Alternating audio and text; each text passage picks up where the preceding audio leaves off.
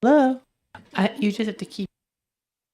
So it's 10 o'clock, and I'm going to start the subcommittee work session on House Bill 1429. So the objective of this work session is to determine, based on the input that we had during the hearings, whether or not this bill is worthy of further legislation. Right?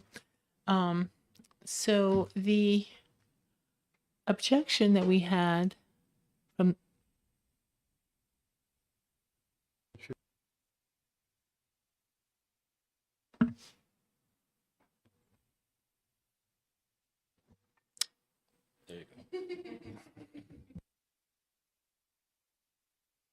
If at first you don't succeed, try something else. I know.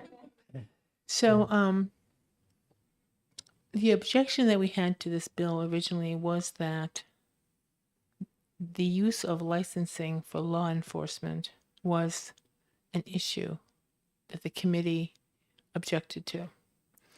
And there were many suggestions made to address that. And I think that the testimony from the city of Derry and other towns who had sent letters to the committee enforced the need of this from a law enforcement standpoint, but the licensing board is not a policing organization. So, knowing that, have you had any thoughts on that? I'm asking Ms. Copolatis for comment, or either one of you or anybody from OPLC to comment on that. So thank you, Representative. You have to get it closer. Sorry.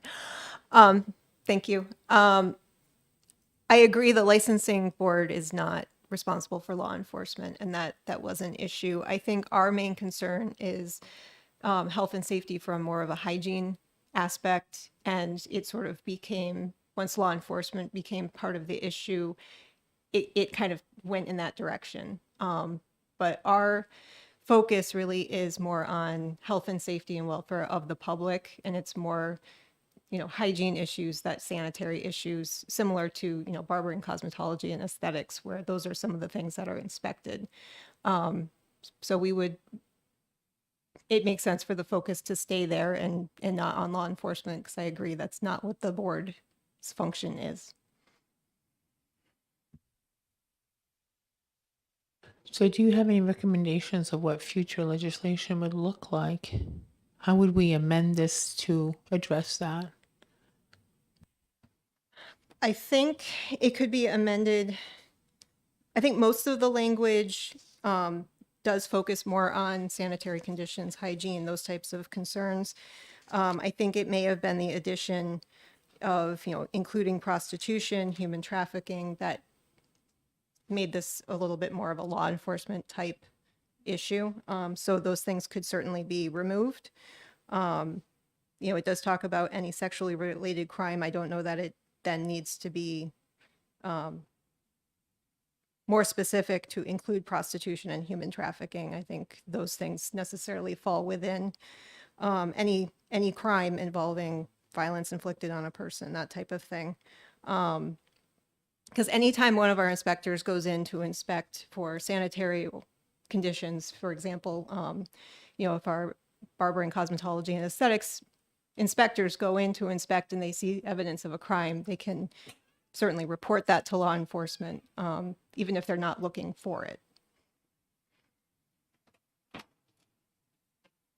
Question?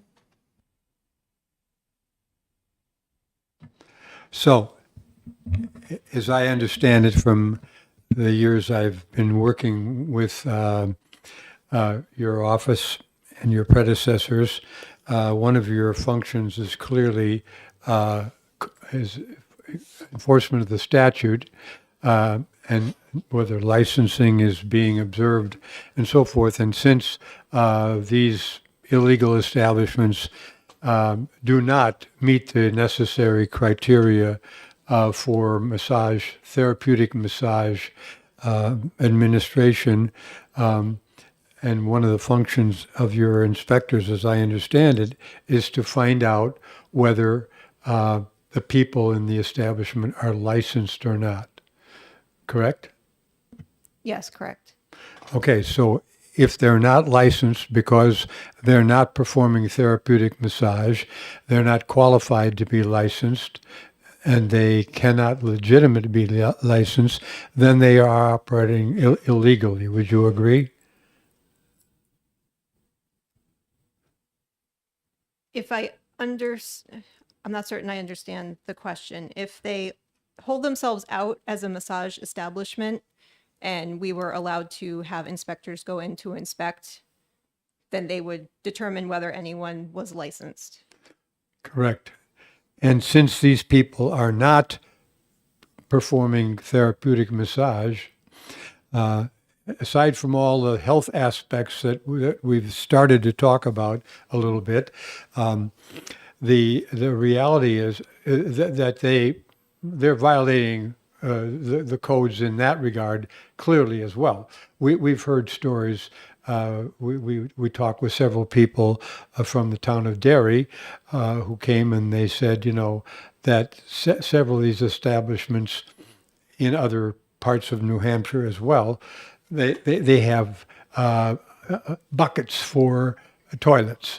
They are sleeping on the floor on mattresses. They are living in the establishment in a way. They're living there. Period is clearly a violation. The establishment is not there for residential purposes, so they're violating the law there. They're violating the law with regard to sanitation and therefore health requirements. They are not licensed to do therapeutic massage, and therefore they're operating illegally and under the statute and your prerogatives, as I understand it, they have they're not permitted to legally operate, and you have the right to shut them down. Is that not the case? So if an inspector goes into an establishment and determines that there are violations, if they rise to the level of an emergency, the board can emergently suspend their license. We're not law enforcement, so we can't shut down businesses, but we could emergently suspend the establishment license. Similarly to barbering, cosmetology, and aesthetics could emergently suspend a shop license, which they have done in some cases, because everyone was unlicensed and there were a lot of sanitary conditions that raised great issue or great concern. So in that respect, we could, you cannot practice massage here. You're emergently suspended until that suspension is lifted. But we are not law enforcement. The board is not law enforcement, so we can't shut businesses down in the way that you may have intended. I think what Ms. Calafelides said earlier was that if the inspectors enter the establishment and find that in addition to hygienic issues, there are the potential for crime, if there's a potential for crime, then they are allowed to notify the local authorities so that the local authorities would be the ones to address the crime, not the OPLC, right? That is correct. As we're not law enforcement, we aren't going to ignore a crime that we come across. We would refer it to local law enforcement. So that further legislation would just need to clarify that so that there isn't this gray area that was misinterpreted by the committee based on the testimony and the bill itself. Yes.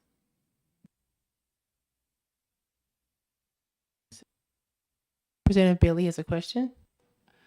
In an hour, we're dealing with a similar thing, 1444, relative to the registration of medical spas. Is there any particular reason why this should look much different than that, except for the concerns of Derry about wanting to go in there all the time? Can I make a comment on that? What we're doing is we're addressing the bills as written and whether or not they are. Is there something that we can do in the fall to amend them, or do they need to be, basically, do we need to start over? This would seem to have a lot of extraneous material. I was trying to compare it to something similar. The bill that's similar would be a bill that passed in the House a while ago concerning cosmetology, and what we're trying to do is we're comparing this bill to previous legislation that has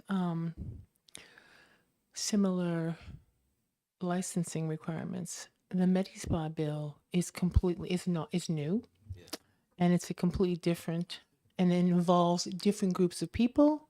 So this is a bill that really just revolves around OPLC and the massage therapist, the board of massage therapists. And is there anybody here to speak from the board? No, because I believe they were notified. That's my understanding as well. Yes, Representative Rhodes has a question.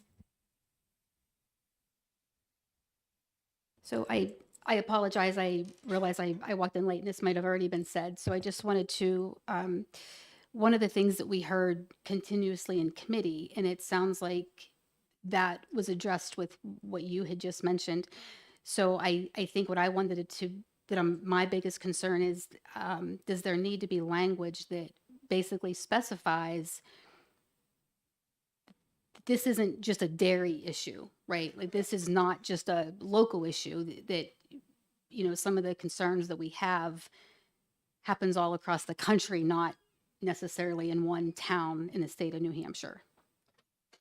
That's correct. And the distinction that we want to make with this bill that was not really made adequately during hearings was that this is a bill that has to do with public safety and hygiene and the reputation of employees and the reputation of owners of businesses. And anything that's outside of the sphere of hygiene or public safety would fall under the auspices of law enforcement, and that this bill would separate where one function begins and the other one starts, which wasn't very clear in the bill, which is why we had we had this misunderstanding that the bill was never meant to address law enforcement, but it wasn't, because it wasn't stated as such, it became an issue. Are there any other questions or comments? Yes, Representative Schmidt. Thank you. So I don't care how we shut these people down. Understand, to the degree that they are violating the law, in that they are purporting to be a massage establishment, as commonly understood, and yet they don't have a license because they are not performing therapeutic massage. They're not trained to do therapeutic massage. They don't have any of the credentials. Therefore, they cannot operate legally, calling themselves. And they are also violating the health and safety standards that you are responsible for. So to the degree that you shut them down or cause them to have to go through the entire process of trying to get licensed when they can't. So it ain't, when you say you're not law enforcement, well, I beg to differ. You're not law enforcement in the traditional sense, but the law that of the state of New Hampshire gives you the authority to intervene in situations which impact the public's health and safety. So I don't care what you call it. The bottom line for me is that you have the authority, in my opinion, to stop what they are doing because it violates those strictures of the law that you are charged with enforcing. That is law enforcement, although not in the traditional sense. But we don't have to have a policeman come in, and we already know that the police do not get involved because they go in, to the degree that they get involved at all, they go in, they discover, this illegal sexual massage is occurring here. Then they arrest the one of the girls or several of the girls. They take them out. The girls get bailed out immediately. They get sent to another city. New people come in, and the whole thing continues as it was before, just different faces. So law enforcement is not interested in wasting their time. It's a cost of doing business for the operators to bail somebody out, send them off, and this is a waste of their time. But so they're not going to get involved, and they don't have to be, because you folks can stop them for the purposes of protecting the public's health and safety, in my judgment. So I think that if we need to amend a bill to change some particular aspect, and we don't call it law enforcement because that would be typically misunderstood to be the police, but they're not. They don't want to get involved, and they're not going to get involved, and they don't have to be. You can shut them down for the purposes that we've already been discussing. So this might help Representative Schmidt. Let's say a business opens up in a town and it's called Pleasant Massage. And they do not have, under this legislation, a license as a massage establishment. What would be the next step?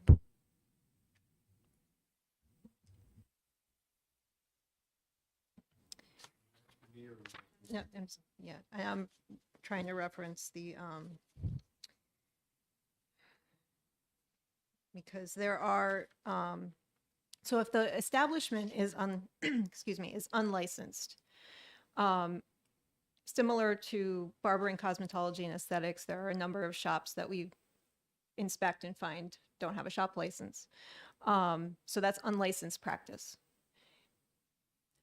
So if they have an individual license, the board could suspend that. We would also refer it to Jay Brown at the DOJ. He handles all of our unlicensed practice cases, and so he may pursue criminal charges depending on the circumstances. Okay, so there's two ways that. So if there's a license, if it's a shop that's open, doesn't have a license, that can be pursued as possible criminal activity. If there is a license issued to a massage establishment and upon inspection there are violations, those violations could be violations of the OPLC rules or criminal activity. And if it's criminal activity, the OPLC refers this to law enforcement. Is that correct? Is that the way I'm understanding it? Yes, I believe that's correct. Okay. Representative Rhodes? Thank you. So if a person goes in to say inspect and they see that this place indeed is not licensed, let's just say that's the case, not licensed, done.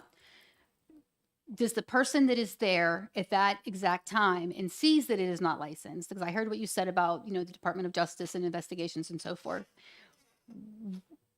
I think earlier you were giving an example. So is there an example that you go in, they're not licensed, it's evidently clear, other things may be happening. Do you have the ability right then and there to, like, a cease and desist, and then until the investigation, so you can get the investigation launched and then it's done, like, okay, upon investigation, so we found was really happening, like maybe it was, more into the weeds than you initially thought, but do you have the ability right then and there to stop if you have the ability to go in the first place?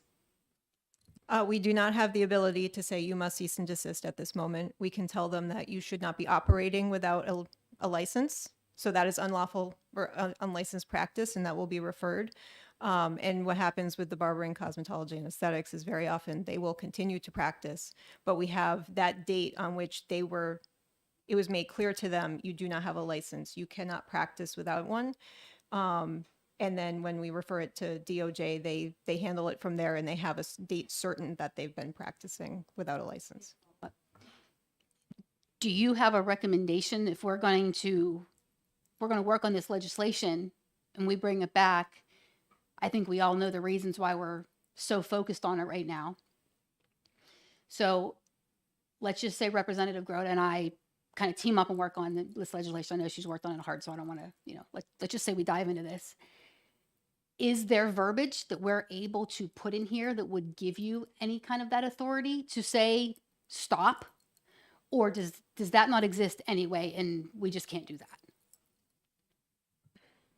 I think some boards have the authority to issue cease and desist type letters, but due process needs to be considered. So that's after notice and opportunity for hearing. And what we're talking about here is unlicensed and not necessarily other criminal activity, that type of thing. That would, again, be referred to law enforcement, and they can probably take action much sooner and more quickly.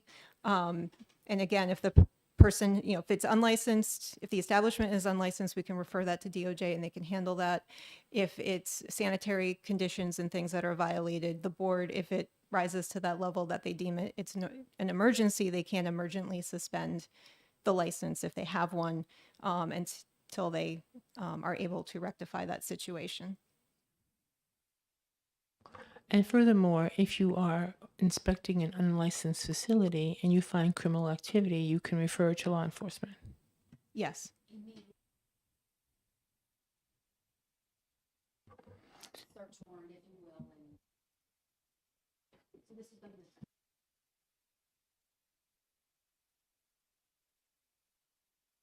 So if I may, one of the other aspects of the establishment license is that in order to be an operating legally, you have to have licensed therapeutic massage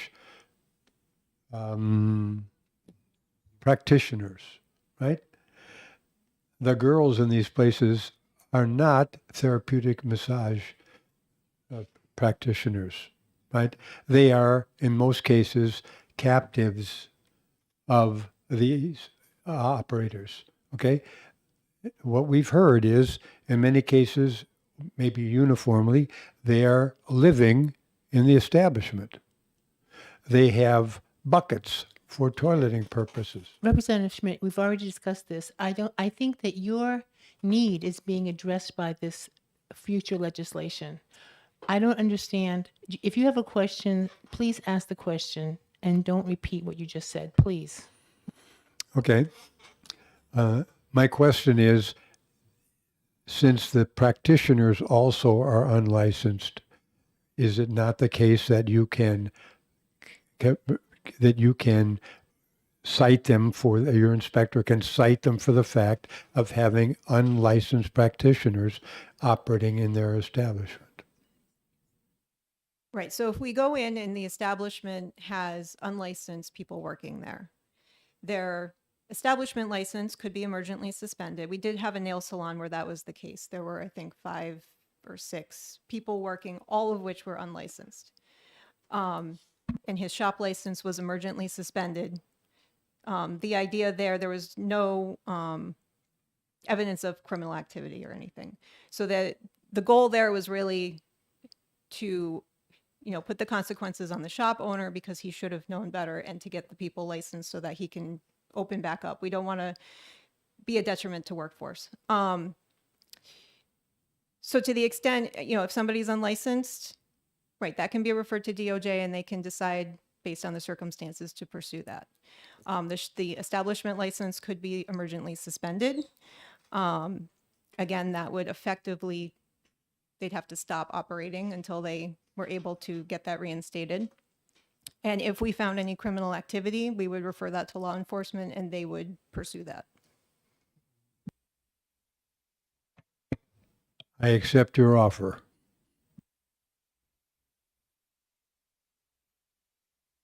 If there are no further questions, I'd like to entertain a motion to recommend or not recommend. Is the language currently in the appropriate form? Representative Schmidt, all we're doing today is recommending or not recommending for further legislation. Any amendments to this bill will be done in September. I realize that we are in the end of the second term, so there's nothing we can do to accept the motion that the chair has just indicated. We're either a yes or no on future legislation, and it's not even binding. I can file the necessary legislation completely independently of this process. It just adds a little bit of heft to it if the committee's behind it. So, but if we need license change, if we need language changes, I would ask that you work with me, anybody else who wants to get involved, to get the language into the shape we need it in so that we can proceed immediately. Other than that, Madam Chair, I move that we recommend for future legislation. Is there a second? Second, Madam Chair. Okay. So, okay. So I'll take a roll call. Representative Bailey, Am I even voting? you can vote since you're, I know you're here. Yes. Representative Bailey votes yes. Representative Rhodes? Yes. Representative Schmidt? Yes. Representative Grota votes yes, so it's 4-0 to recommend for future legislation. I end the meeting, and it is 10:27. Thank you so much for being here, and we'll see you. Oh, wait, hang on. So sorry. We were all supposed to also address Senate Bill 230, which had to do with which I don't have on my on body art. That's correct. So are we therefore going to adopt similar legislation for body art? Is that what we're going to recommend? The committee could certainly decide to do that. It was pointed out that the current language of the body art, it's 314A, does give the executive director authority to draft rules regarding inspections. Inspection of body piercing, branding, and tattooing establishments. That's 314A 6. So given that, we can attempt to draft rules. The one concern that I would have is if the establishments do not have to be licensed or registered, that may impact our ability to inspect. But the current language does allow us the option of drafting rules. Is it possible that some of these establishments are actually people's homes?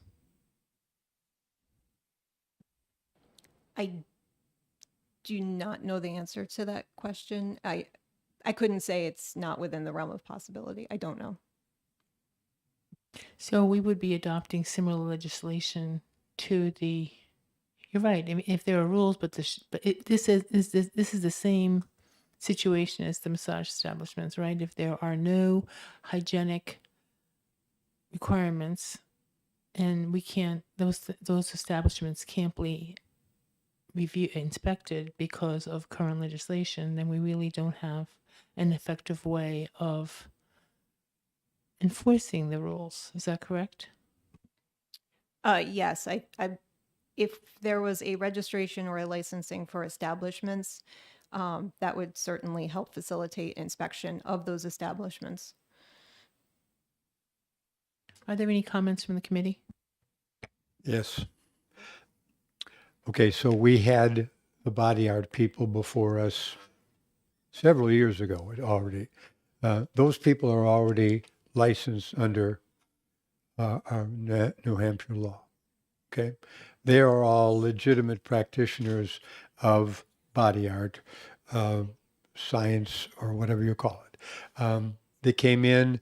One of the problems with the whole situation is that health, since the skin is being broken and various different things are performed under the skin or through the skin, it's clear that health and safety aspects are paramount, okay, and which is the reason that there was discussion at the time of establishment license, since that is the place that you absolutely have to be able to inspect and determine that they are doing things in a safe way, because otherwise you're opening yourself up to a lot of very negative skin and health ramifications. Okay, and these people are aware of this, and my understanding was that once that the licensing of the practitioners went through, that the establishment licensing would also follow. So what I'm hearing is that that hasn't happened. Correct. The proposed legislation would have allowed for licensing of establishments. Good. Okay. Well, we certainly want to. If we need a gap, then I will move that we recommend this bill for future legislation as well. Thank you. Do you have any comments, Representative Bailey? This is kind of a range of things where tattoo is at the top, but down at the level of piercings, don't they do this at malls? I mean, I don't have pierced ears, but it's like, Yes, so there are, you can, ear piercings, there's places you can get in the mall. This includes body piercing, which could be your belly button, your tongue, other more sensitive areas. Yeah. it's to be treated differently, just getting your ears pierced, and we're licensing the violins or AZs or whatever. So in the current statute, body piercing means the creation of an opening in human tissue except piercing of the earlobe. Thank you.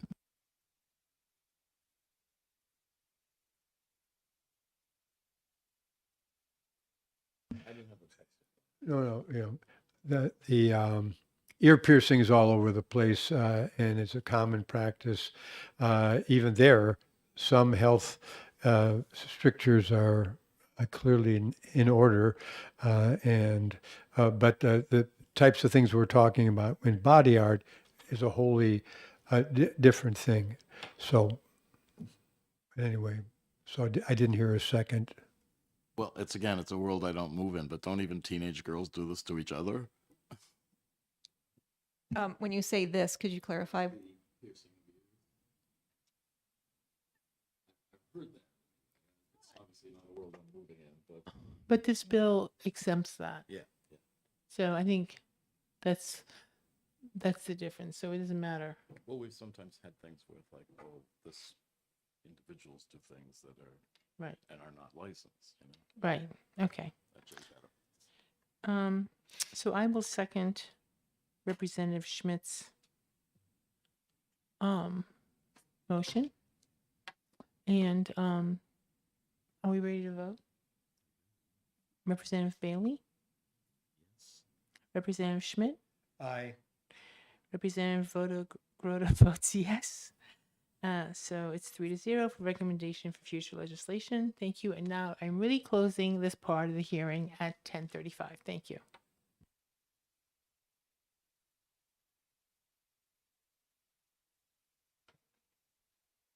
You got to hear distant chime, Madam Director.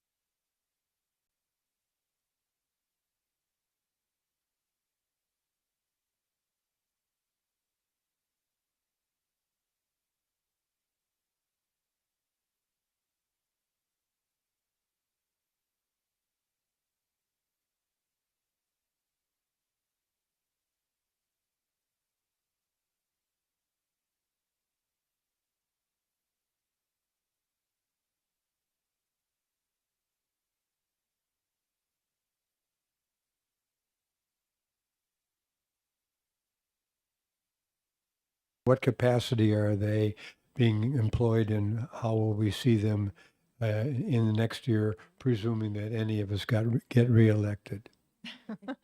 I think I'll let them all introduce themselves if that's all right. Hi, my name is Lauren Warner, and I am the new board general counsel employed by OPLC. So you may see me this next legislative session being here representing the boards specifically. I they've been ordered. I haven't received them yet. So I will once I have them. Oh, would you like? Perhaps you can have the board, the OPLC, send us the names of and contact information for yourself Oh, and your two colleagues. Yeah, and I can certainly do this when I get back to the office. Send it on to you. We can live without your card for the moment. Thanks. My name's Elle Thompson. I'm one of the legal interns with the Enforcement Division, so I'm actually only with OPLC for the remainder of the summer season for 2022. My name's Meredith Byerly. I am also an enforcement legal intern, so I am also only here for the summer.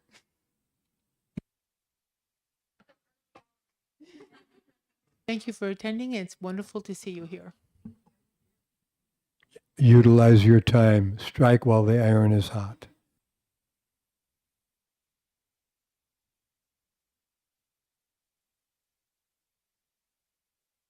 So our next hearing is subcommittee hearing is at 11, so we can all take a stretch.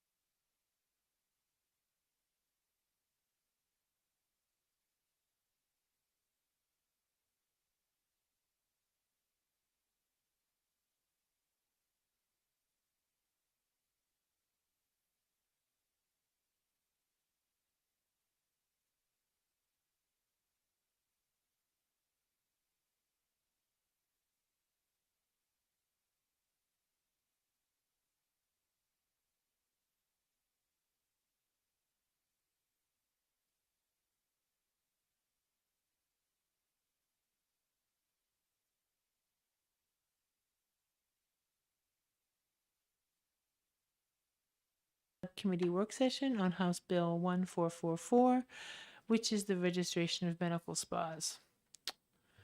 Originally, this bill was presented to the committee, and there was significant pushback from a group of physicians from a group that was called A10. And upon review, this is a lobbying organization that did not identify themselves as such. And at the time, with my inquiry into the Secretary of State's office, they had not been registered as a lobbying organization. So since then, they are now telling me they are a lobbying organization, but they are not here. And therefore, we should just proceed without them unless they show up. Their their objection to the bill was that they're doctors, they know what they're doing, and they don't need to be overseen by another organization. And upon discussions with medical spa owners after the hearing, it was learned that doctors will sell their name to these organizations as medical directors, yet they have no responsibility. And therefore, they can sell their names to as many organizations as they want, and there is no requirement to them. It says that you have to have access for a medical director, but that is not really specified. Access could be a name on a web page. It's not access for an issue that could come up during a procedure. So based on that information, the committee recommended that we review this legislation in a subcommittee work session. And I'll leave it at that. Is there any comment from OPLC on this? Because this is something that we did discuss.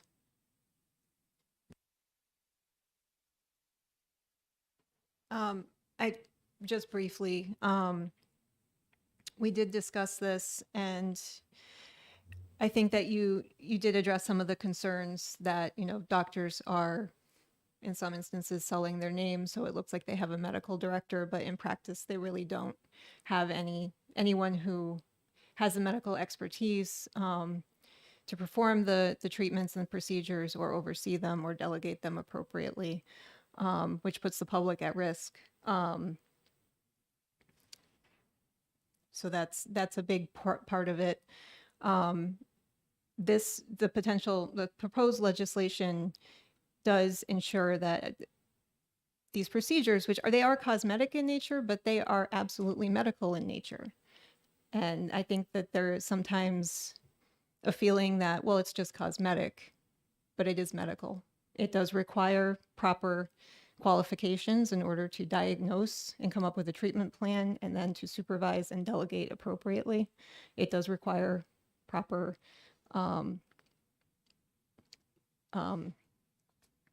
education and training, both for the physician or the APRN or the naturopath who oversees the med spa, but also for staff. And so there has to be somebody properly qualified to ensure that that's occurring. This came up for me in that hair salons in Portsmouth, and it's very lucrative, right? It's very expensive. And so hair salons are starting to extend into this area. And when I've asked them, well, who is actually doing the treatment and who's, medically supervising, it's a very wishy-washy kind of answer. And that wishy-washiness is, to me, a concern. I think that this is the kind of legislation that needs to be addressed and specified. It could be as simple as, okay, if there's a medical director, they have to be available by phone or in person within a certain amount of time if there's an issue. It could be as simple as that, or it could be a little bit more complicated. It could be a little bit more intense. So, do you have any recommendations on how we could address this in future legislation? So the proposed legislation, I think, would address it. There may be certainly, room for improvement in what was proposed. For example, the medical director has to be readily available. It may be better to specify what that is. I would point out that, and I believe everybody on the committee is aware that the boards of medicine, nursing, pharmacy, and barbering, cosmetology, and aesthetics all supported this legislation. They saw the need for it, not only to protect the public, but also the licensees, because for somebody who is an esthetician who may be working for a med spa who is told to do something that it might be outside their scope of practice, it would clarify that for them and give them something to point to and say, I can't do that without the proper delegation. So I think the language as proposed did meet a lot of the, it would meet, it would address a lot of the concerns. I certainly agree that there may be room for improvement, though. One of the concerns brought forth by A10 was that some of these practices do perform esthetician procedures like facials, and that they say that there is a wall between that part of the business and the medical part, and how would we ensure that? I mean, is that saying it doesn't make it so, not necessarily. So how do we distinguish between, for those practices exactly that you talked about, right? The place where it's a spa, yet they're going to conduct medical procedures. So how would we distinguish that? Through inspection, we would be able to determine if you go into a room that is supposed to just be an esthetician's shop, for example, where that's the only thing supposed to be practiced is within the scope of practice of an esthetician, and you find Botox. The inspector finds Botox, that would be an indication that that person is very likely practicing outside their scope of practice, and we could investigate further. And I would like to point out the language does, indicate that, and I'm looking at, this would be 313B3 exemptions. Nothing in this chapter shall be construed so as to prohibit any individual licensed by any regulatory board from performing functions or duties within the scope of such individual's license. So if there is an esthetician on staff who has a room that is solely doing esthetician, things that are within an esthetician scope of practice, that would be perfectly legal. So then, since you have the nursing board, the medical board, and the pharmaceutical board all in support, how would that, who would be conducting the inspections on these? The inspectors would have three jurisdictions, is that right?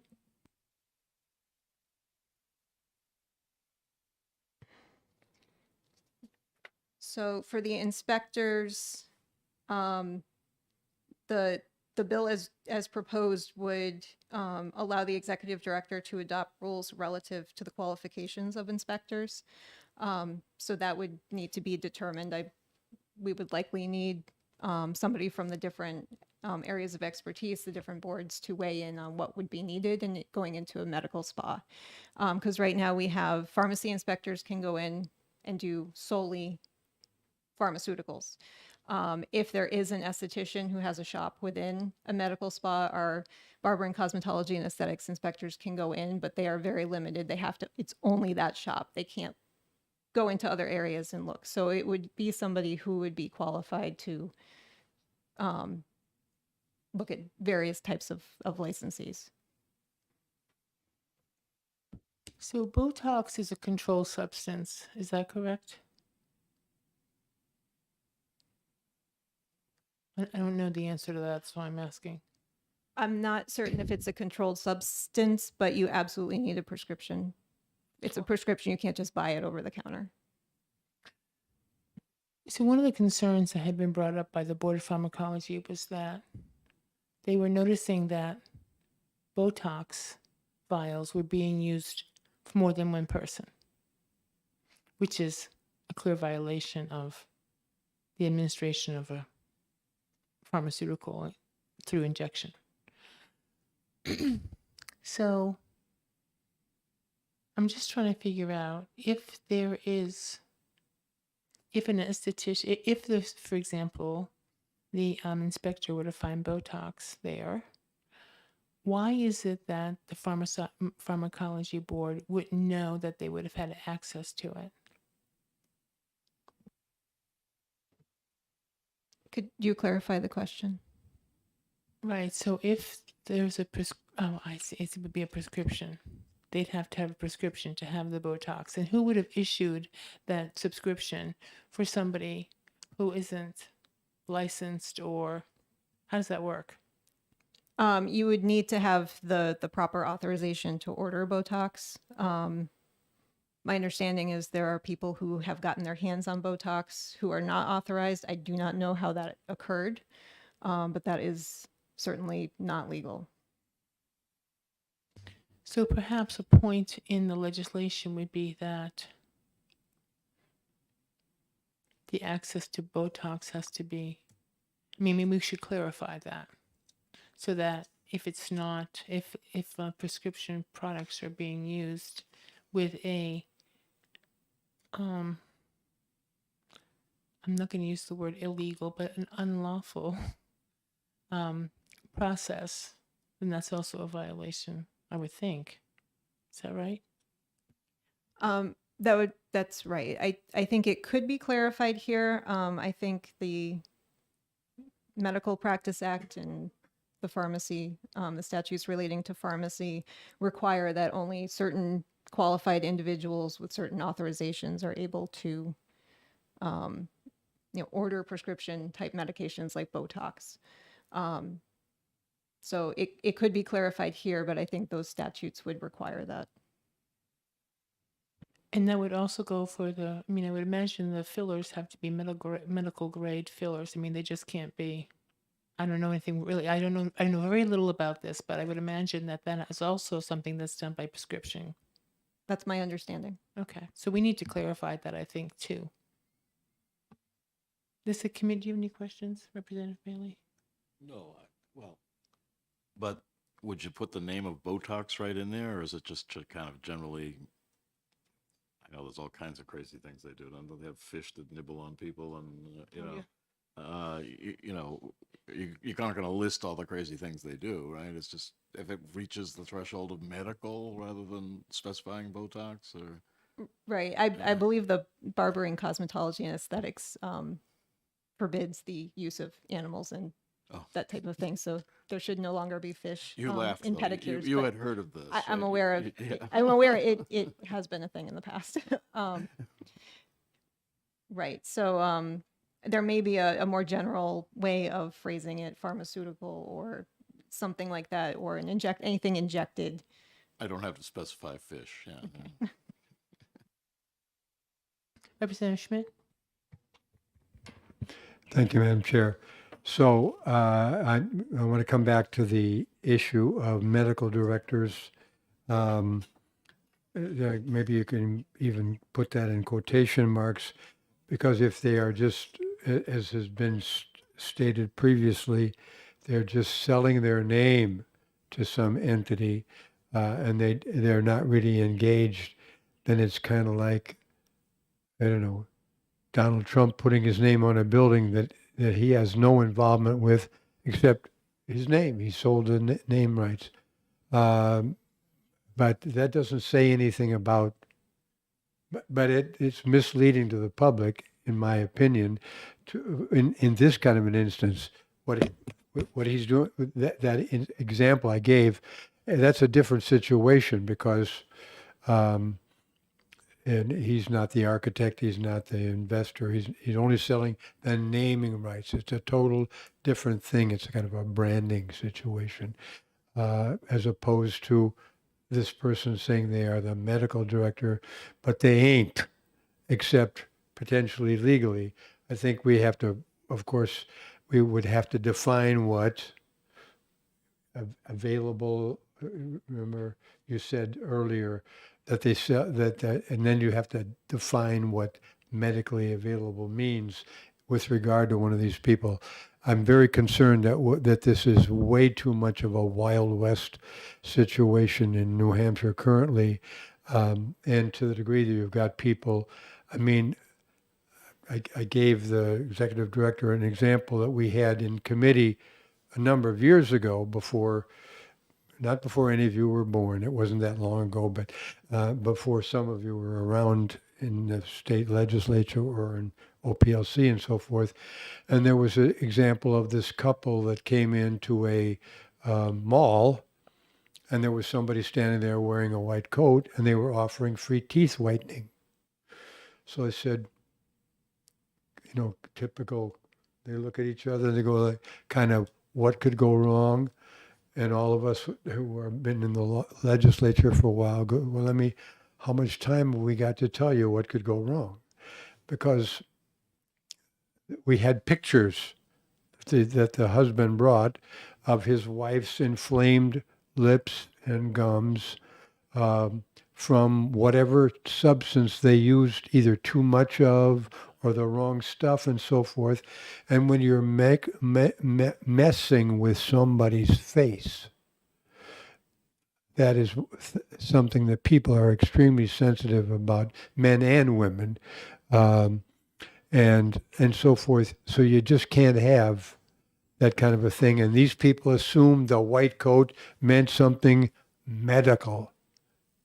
Instead, it meant something more like fraud, or incompetence, or God knows what. So these spas, I think, are way, way, way too Wild West here in New Hampshire. So I think we, especially the medical directors, are going to have way more engagement with the entity that they are stating they are the medical director of. Otherwise, they can't be. And I've heard some kind of reference that some of these spas are perhaps renting their services for like bridal showers or wedding parties or so forth and so on. Now you're having procedures performed at the event, and if any kind of a mistake is made, and parties, perhaps there might be alcohol consumed by some of the people at some of these parties and so forth. This is just an invitation, in my judgment, to abuse and reckless endangerment of the public. So I'd like to see much more specification about medical directors' required engagement with the entity that they are directing. So that would be my feeling. Thank you. May I respond briefly? So I agree with you. The proposed legislation did define what a medical director was, who that person could be in terms of qualifications and what the requirements would be for that type of person. So that's in there. And I do agree, there's probably a lot of medical spas who might be doing things right. And we've talked to some attorneys who represent such spas, and they basically say this codifies everything they're doing right. So for those institutions, I don't think this would have that big an impact. But there are those that a doctor sells their name to. It gives the appearance of a medical director when in fact there may really be no medical oversight.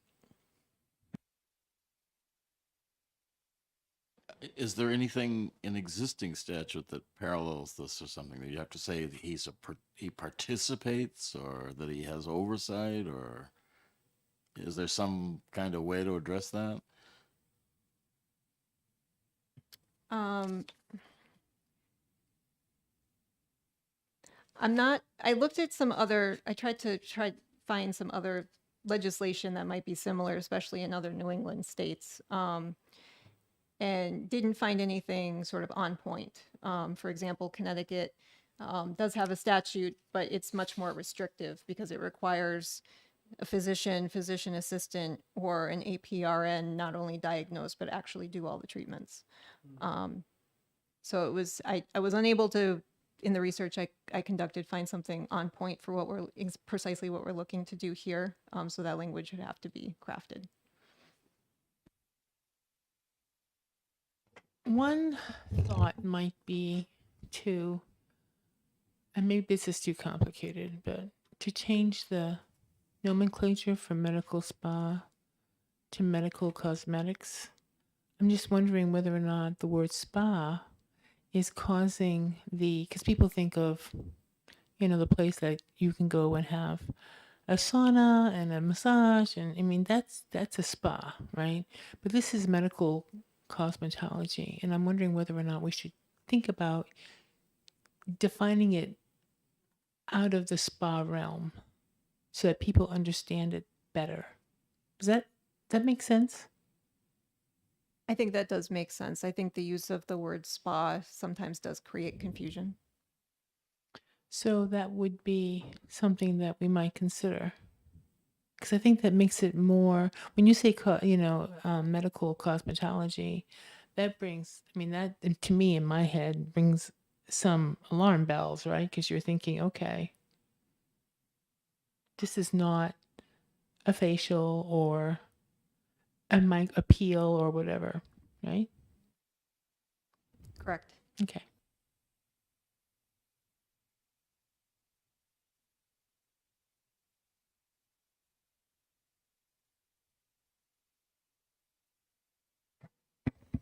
I just think I want to pick up on that recent colloquy with regard to the word spa, because it's a word that everybody knows and everybody has a different definition of. And to the degree that you're making money off of the term, we're going to have much more definition, I think, of what spa means, especially in regard to this particular category that we're talking about here. So, and you mentioned Connecticut. Have you researched some other states? Massachusetts, is even closer to us, of course, and much more interaction with with New Hampshire than Connecticut has. Right. I did do some research on the New England states. I had provided a letter, it was dated January 24th to House ED&A regarding that, and I have a copy here if you'd like it. Massachusetts requires that medical spas be licensed with the Department of Public Health in that state. In that state, they oversee the medical boards. So that's why that entity is where the medical spas have to be licensed. They do require licensure unless it falls into the exception for entities which are wholly owned and controlled by one or more of its medical practitioners and does not use certain terms in its name, such as clinic or institute. So if it's not wholly owned by a medical professional, they have to be licensed in Massachusetts.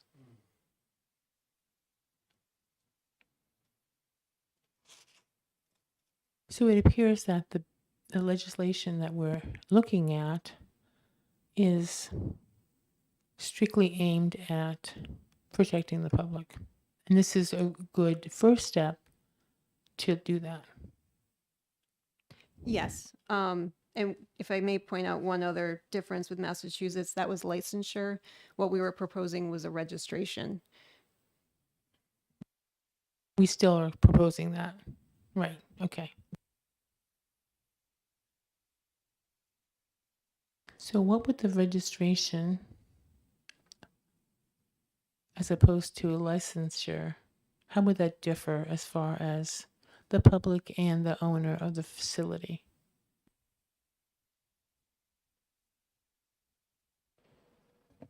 Or are we saying if they're registering, they are agreeing. Okay, yes, Ms. Courtney. So generally under administrative laws, registration and licensure are treated the same for legal purposes, except that there is a distinction, which I think is important for our purposes with respect to this legislation. Registration, there's generally no discretion as to whether to place you on the registry. The qualifications are not substantial. It's you've paid the fee and you get on the list. Versus what we see. And that's very similar to the MedTech registry. Somebody says that they are around controlled substances, they pay the fee, they get on the list, as opposed to a license to practice nursing. We need your transcripts, we need your references, we need your criminal history check, and all of those requirements. So the reason why we sought to establish the registry, the bill as proposed really just clarify the existing state of the law in New Hampshire, which is that if you're performing a medical procedure, and there needs to be a diagnosis, not that it's medically indicated, but that there are no contraindications, and the only people who can make that diagnosis are an MDDO or a PA under the supervision of an MDDO or an APRN.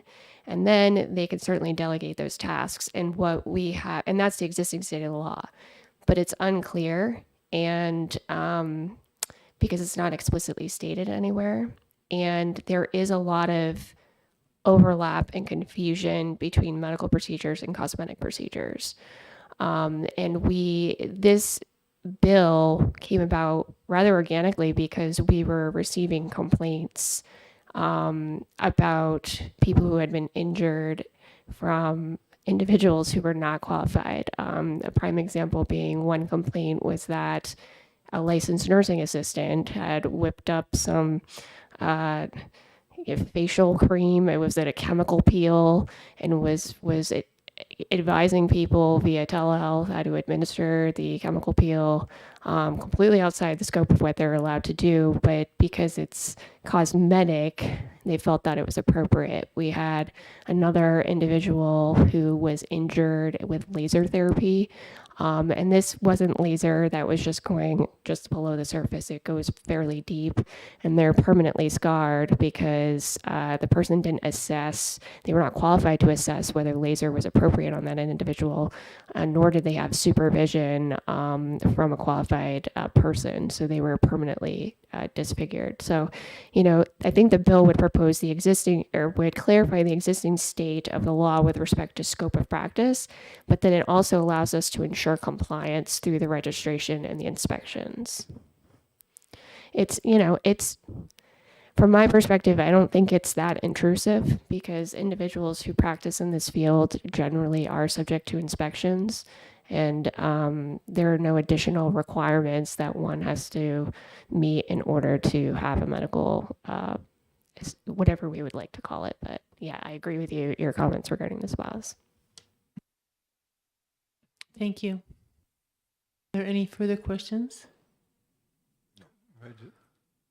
Go ahead. Because registration, I mean, we have, your highest level is licensing, where it's something where you have to have qualifications. You're subject to revocation, suspension, and so forth. Certification is a lower level. It says you know how to do something. And of course, the terms have like the term RN is registered nurse, and it's a traditional term, right? But in point of fact, RNs are all licensed, and you have certified public accountants. I think they're also licensed, even though they're called CPA because it's a traditional title. So there's a lot of, I shouldn't say a lot, but it certainly is a considerable amount of overlap. So it's not strictly delineated from one to the other. But registration is pretty weak tea, in my view, for an entity that is going to be messing with people's face.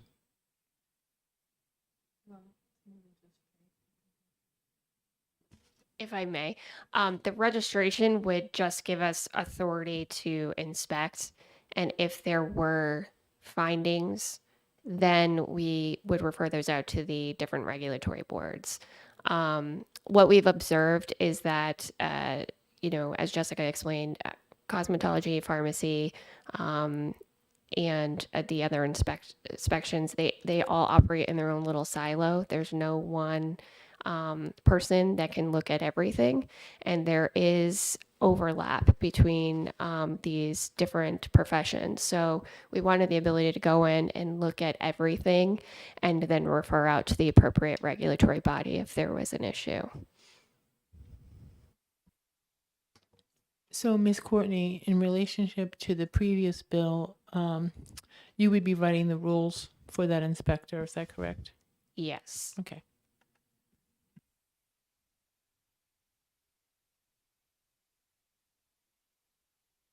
Legislation We need a motion, to recommend for future legislation. whatever you think the recommendation Well, should be, the motion should be. I'm happy to move that because I absolutely don't want to see this continue to be the Wild West that it is, or become even the wilder West if we don't have any appropriate legislation or statutory authority.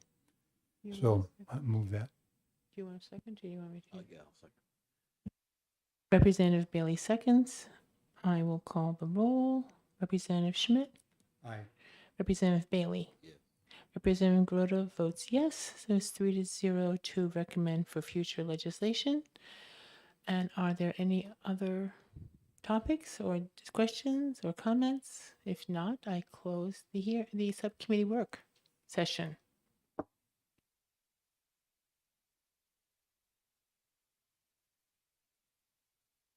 I want to thank the you all, and I want to thank the committee members for putting a lot of thought and making these work sessions substantive. So thank you so much.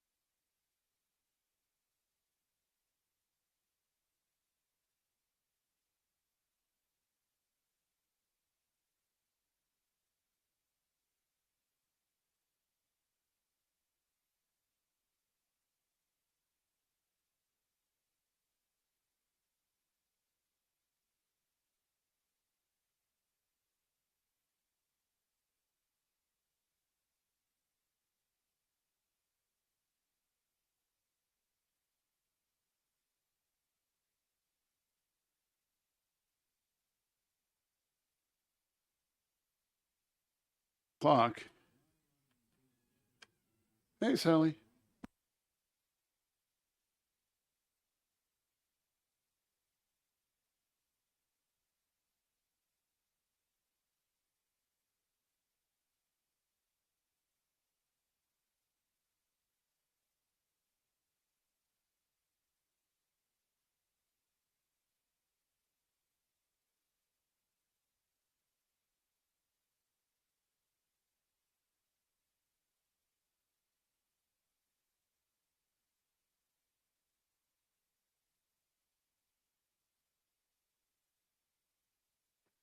We'll just wait for a few minutes for Representative Fellows to get back and see if Representative Rhodes shows up.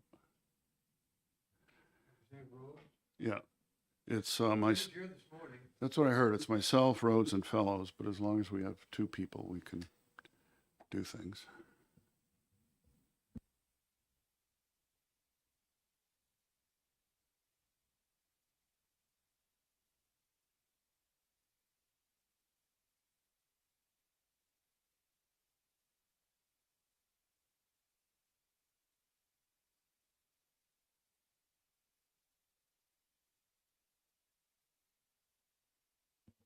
Okay, I'm going to call this subcommittee work session on House Bill 1312 to order.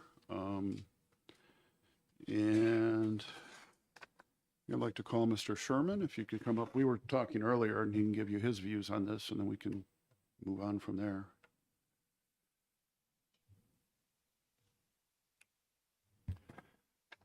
Thank you for inviting me here today. I think we have two issues with HB 1312 as it stood.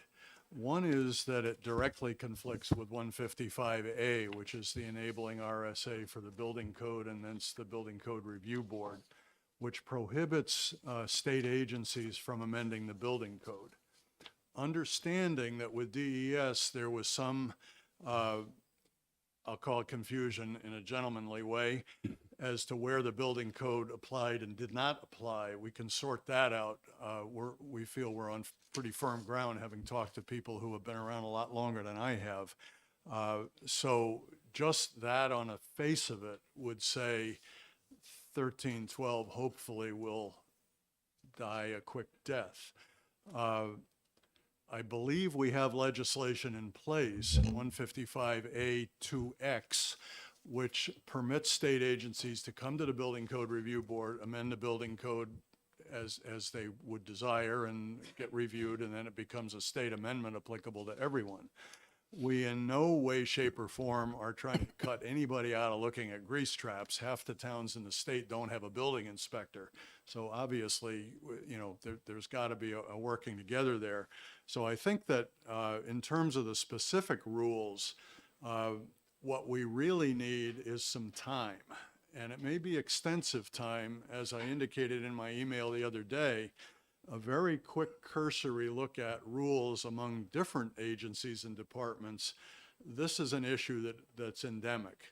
DHHS, DOE, almost everybody seems to have a rule at some point that effectively amends the building code without calling it amendment to the building code. So that would seem to conflict with the current RSA as it stands. As I indicated to Mr. Lekes earlier, I believe we've got some editorial work to do on our RSA in the next year or two, just to clarify some terminology. But the intent seems to be very clear, and in fact has been enforced over the years, notably with a discussion with some elevator folks at one point.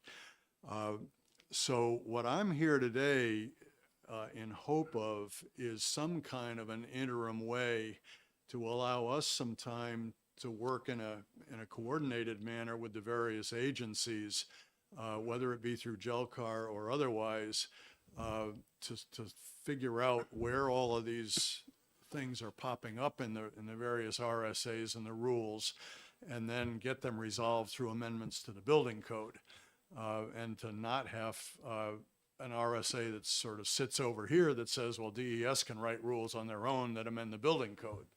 now we've got a direct conflict between two sections. Right, and I would think that, I mean, you said that you could incorporate those rules in the building code, but I would think, as part of the review board, you look at it and see, is that really appropriate and necessary? And some of them, it may be appropriate for them to go away. As with most things in life, there are 17 members on the building code review board. Somebody's going to have an opinion about something.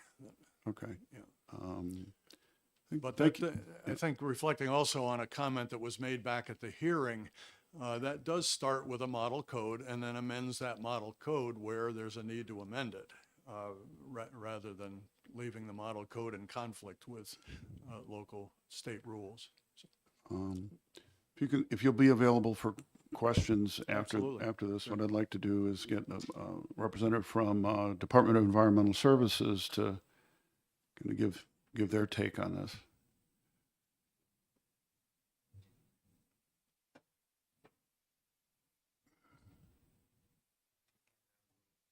I sent to Mr. Brad Green.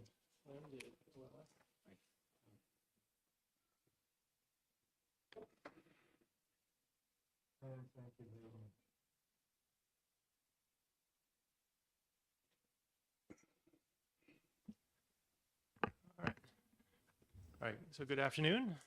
For the record, my name is Philip Trowbridge. I'm the manager of the Land Resource Programs at DES, which includes the Subsurface Systems Bureau, which is where the regulations regarding grease traps reside.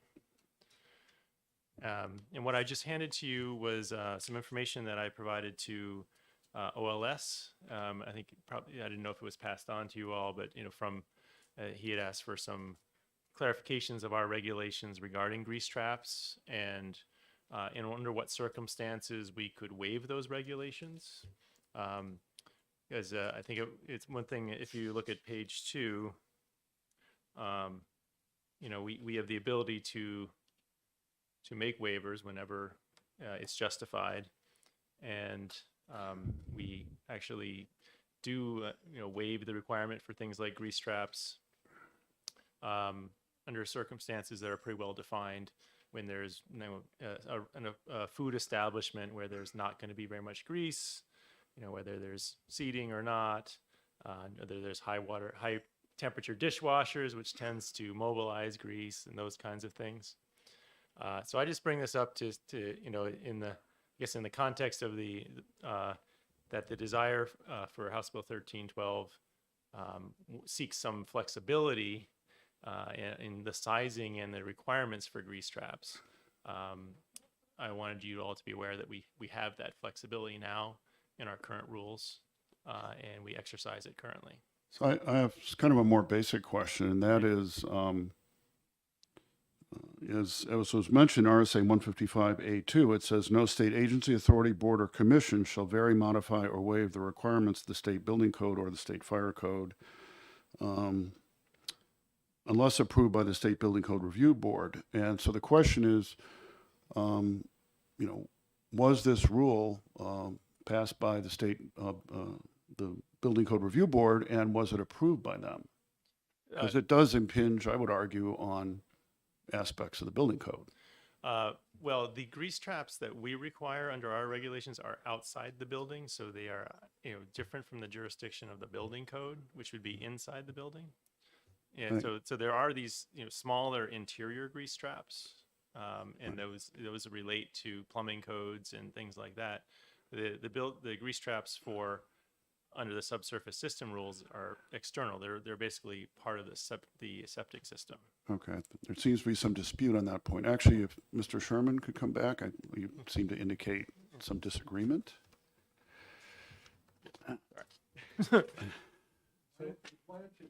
Yeah, you can both sit at the table, actually, or sit there at that table. It probably is best, given I assume this is being recorded. Given my number of friends with COVID, we'll keep a little bit of distance. All right, whatever you're comfortable with.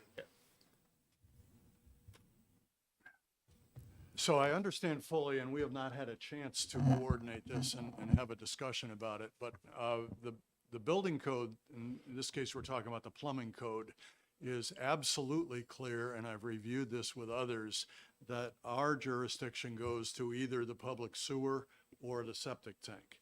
They call it a building sewer. Whatever goes across the front yard is still within the building code's bailiwick. So the issue of inside or outside matters on other things, but it doesn't really matter to which code applies. We need to have a discussion about that. We need to work together and zip these two things together somehow. Sure. Okay. I mean, that's an excellent point. And it's come up in other contexts too, where the line is for septic system jurisdiction. We've typically operated of, assuming 5 feet from the building foundation. But, I think if there's any ambiguity, we should clear that up. One of the reasons that there's continual confusion is that the plumbing licensing does not align with the plumbing code. So the plumbing licensing stops some distance outside the building foundation, which was set basically due to the length of a piece of pipe. Yeah. And that continually comes up as a point of confusion. But the code itself goes all the way to the sewer or the septic tank. Thank you. I'm just a little confused about this. I looked at the International Plumbing Code, which is the basic part of the state's code, and then we make amendments to it. And what I found there matched what I found when I just Googled grease traps. And the code has to do with what kind and how much of a grease trap, with the capacity of the grease trap is a function of the flow of water going from whatever sink or a piece of equipment you're dealing with. And there certainly are grease traps that can reside inside the kitchen, not even just the building, but the kitchen. And that if somebody were following the code, that in the particular case we heard about, I'm thinking that the licensed designer of septic, whatever, could easily say that for a small restaurant, which is certainly the case that we heard about certainly was, that an outside grease trap probably wasn't even necessary. So this is, I'm not a plumber, so that's what I found. So can you respond to that and tell me, did I get it wrong, or am I missing something, or is something else out of line? No, I can't. My technical expertise has nothing to do with grease traps. I'm a fire protection engineer. I'm the chair of the Building Code Review Board, and on that board we have others whose expertise is plumbing and related issues. So that's why I'm saying I think we need the time to have a conversation and see how we can zip these things together, do the appropriate amendments to the state code where there is overlap, and then have people able to look at one document and in an ideal world, the rules on grease traps would say comply with the state building code as they do in other rules for other purposes. Okay, thank. Sure. So I guess I could respond a little bit to your question. And I think Reed is essentially correct. But it's a little, there's other elements to it in terms of, the type of food that's being cooked and the type of appliances that are in the facility and the number of customers and whether there's, restroom facilities or it's just a takeout facility. So there's kind of a calculation you can make essentially of the amount of grease that might be generated. And then therefore the amount of storage or, the size of the grease trap that's needed. And that's also related to the frequency in which you'd want to have that, disposed of. So it's, these all can be sized, scaled in whatever way it works, but it has to be done as in an integrated fashion where someone is thinking carefully about, well, if I want to have a small grease trap, I really need to have this pump out truck come every week or every, couple of days? And do I want to, is that worth the payment for the cost to do that? So, it can be, the grease can be managed with any different sizes, but it comes down to kind of like what's the most efficient way of doing it. So I agree that there's, I guess, with the sentiment that we should spend a little time thinking about it and how we could structure this in a way that is easier for people to understand. And right now, we use some discretion when we encounter a facility that doesn't have a fryolator, that doesn't have a high temperature dishwasher, and those kind of things. And we can say, yeah, we can waive the requirement for the external grease trap. But perhaps there's a way that can be more clearly articulated in rule or in the plumbing code. Follow up? Thank you. So my thought is the way that somebody would move forward with a new small restaurant or some kind of expansion of an existing one is that they would be contacting somebody who has a license to do design related to grease traps. And I don't know who that is. I don't know if that's a regular plumber or somebody with a special license. And that they would develop the design and present it to the state. And I'm thinking, I'm sorry, I don't know if people can hear me because I'm talking sideways, that they would accept that design. I don't even really understand why the state would be doing anything other than just reviewing it. And that's essentially what we do. People come to us for a septic system approval, and then part of that design for the septic system would include a grease trap if it's a food establishment, and unless they can make the case that this is a low grease generating facility, and therefore we're going to seek a waiver for that grease trap. And so we review that plan, and then we approve that plan, and then that's constructed according to the approved plan. So that's the process we use now. Okay, yeah, hang on, I'll get to it. I'm going to have Representative Aaron talk about this particular case, but as I understand it, I'm not an expert on grease traps or plumbing, but it seemed pretty clear that what was being demanded was over the top, and you can say you have discretion, and that's great if it's exercised reasonably. And again, it appears to me, I'm not an expert, but it appears to me that was not the case this time, and that's what raised this issue. And that, if nothing else, the decision was drug out long enough that, the people concerned actually ended up having to put the grease trap in to operate their business. And so, that is a serious concern. Also, I think it's pretty clear, and maybe we can clarify on 155A2, that, DES cannot be putting in rules that impinge on the area covered by the state building code. And maybe there's a misunderstanding about that, about where that boundary was in different cases. And it's great if there's some communication going on to clarify that. That would be good. But Representative Aaron? Thank you, Representative Lekes.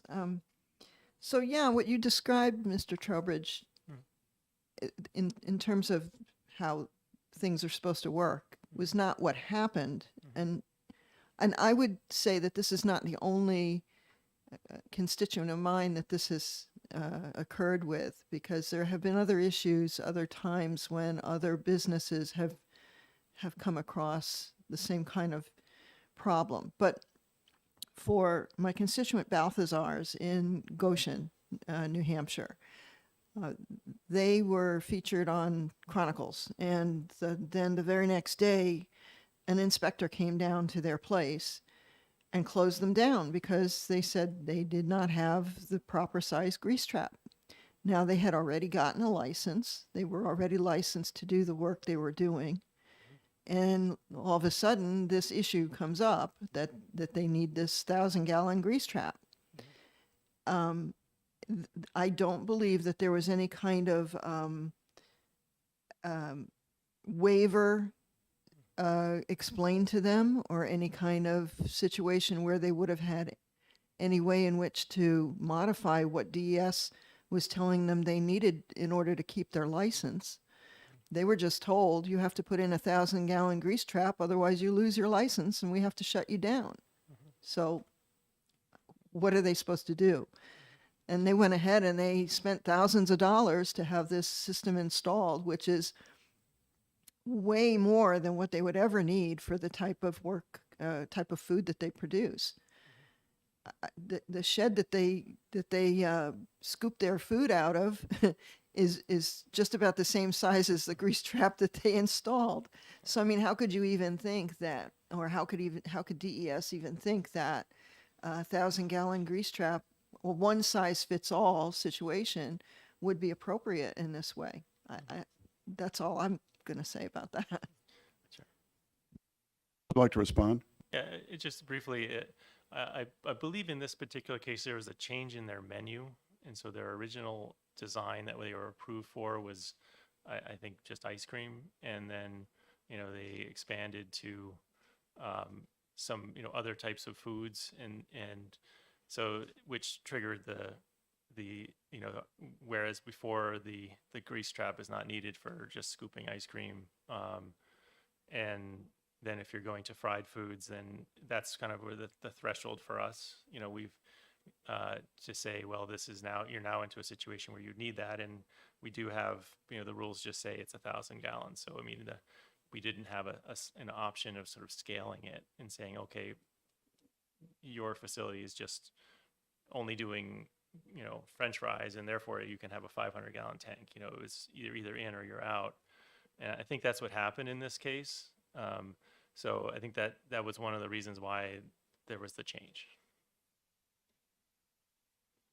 As far as I understand, the amount of grease that they would have produced with the enhanced menu was not even an issue because all their friolators were self-contained. They weren't dumping any of that down the sink.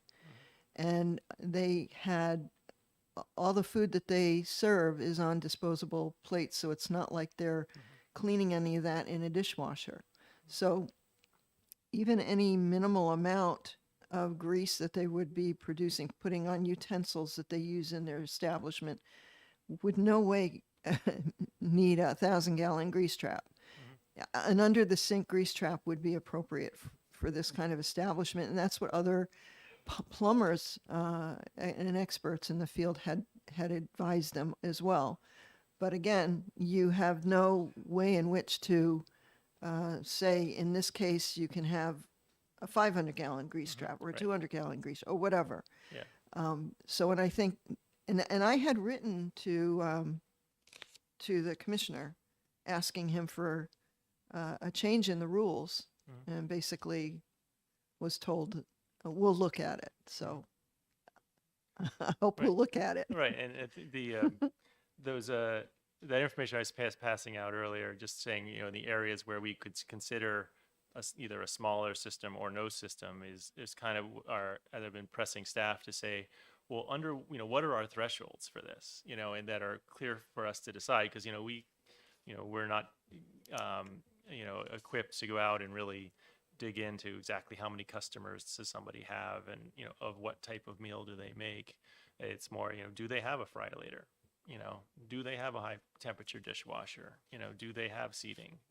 Do they use paper service or China service? So those were the kind of black and white thresholds we were using to say we could put something like this in rule because it's black and white and it's easy for us to evaluate on a plan, and that would allow us to communicate to people clearly, like, in those circumstances we can waive this rule, or we could have a lower tier authorization for an under the sink grease trap.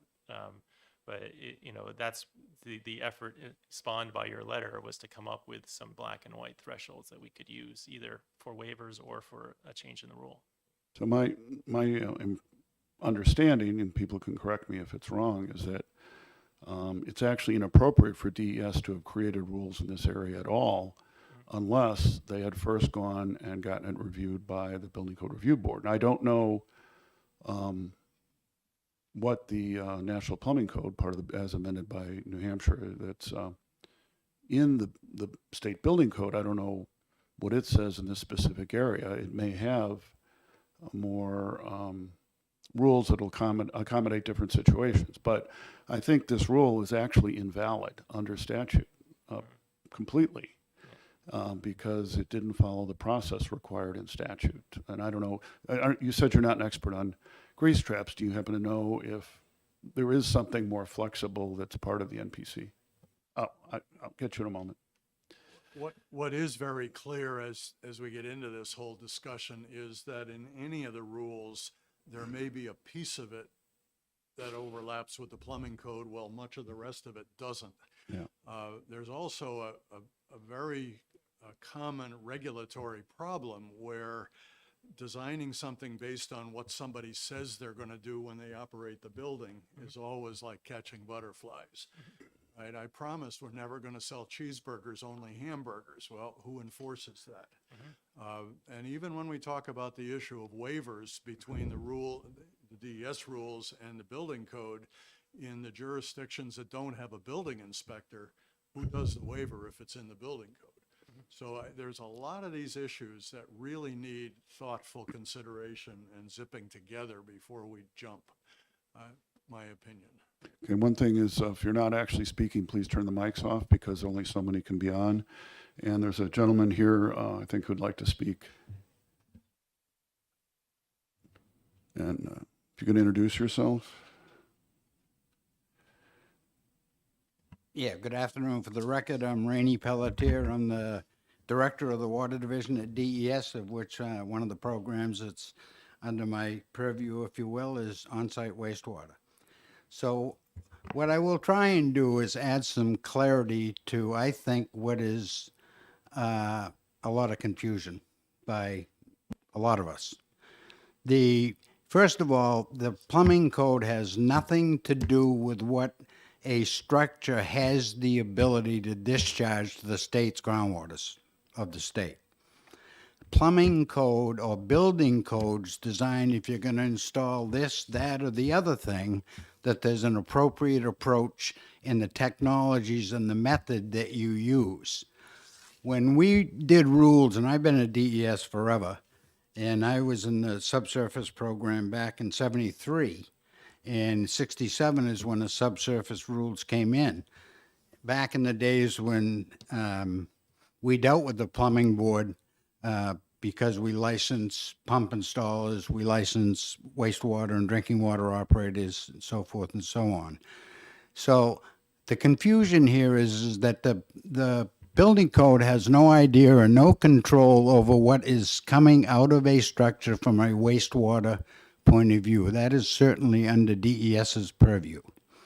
So when we go in and we say you require a grease trap or we approve a septic system, then it's based on what the quantity and the quality of the wastewater that'll come out of that structure and go into the ground, which is on an on-site wastewater septic system.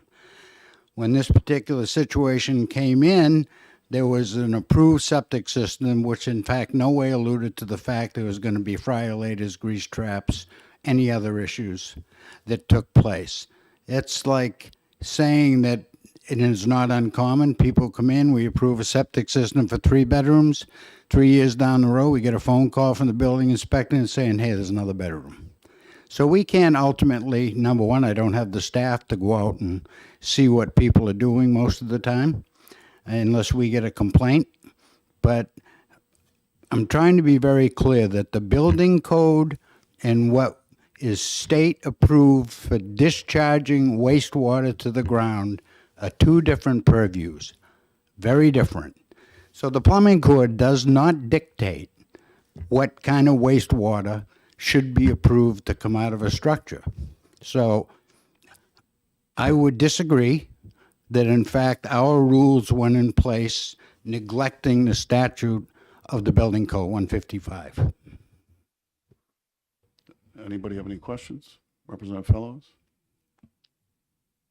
So let me see if I'm putting the pieces together right here. I'm trying. So you're saying that your purview is to be able to say no grease should be flowing out into the ground or a brook or whatever. Okay. But what gives you the authority to determine how that is managed? Because there are grease traps that can be inside the building, and there are grease traps that can be outside the building, and there are plumbing codes that relate to grease traps that say what size of trap you need based on flow. Good question. And first of all, whatever gets discharged to the ground in the surface waters, hopefully nothing to the surface waters, but the wastewater system is under the purview of DES. That is the regulatory authority we have under 485, which in fact does control what kind of waste is discharged. In the building code or the plumber's code, they in fact would certainly have jurisdiction on a grease trap. But as far as the determination of what the volume, the quality of the wastewater is, and how it's going to be discharged to the environment is not part of the plumbing code purview. They deal with the mechanics of the sizing. They deal with the mechanics of how it's plumbed, just like they do if you're putting a well tank in your house. That's what the plumbing code does in the building code. But when you get to the world of wastewater discharge, that is not in any way, shape, or form in the purview under a building code. Towns in their building code can have stricter regulations, but they have to meet the minimum standards of what's statutorily approved by statute and rule under RSA 485. Okay, just a moment. Mr. Sherman, can you help with this? I mean, is it true that the building code, the problem is it seems that there are issues that, both involve the building code and maybe some things that DS has authority over that's not part of the building code. And how can this get sorted out?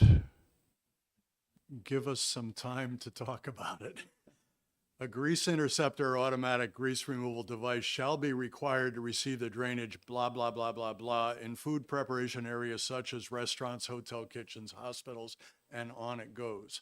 So clearly the plumbing code addresses this issue. DES may well flush things out in more detail and have operational procedures that are not part of the plumbing code. They take a fairly broad swath at this and say, if you're running a restaurant, you're probably going to have a grease trap unless somebody proves otherwise. And then they have the tables and the sizing and all the stuff that goes in there. So that's why I think we need to buy some time for the various departments to work with us to zip these rules together.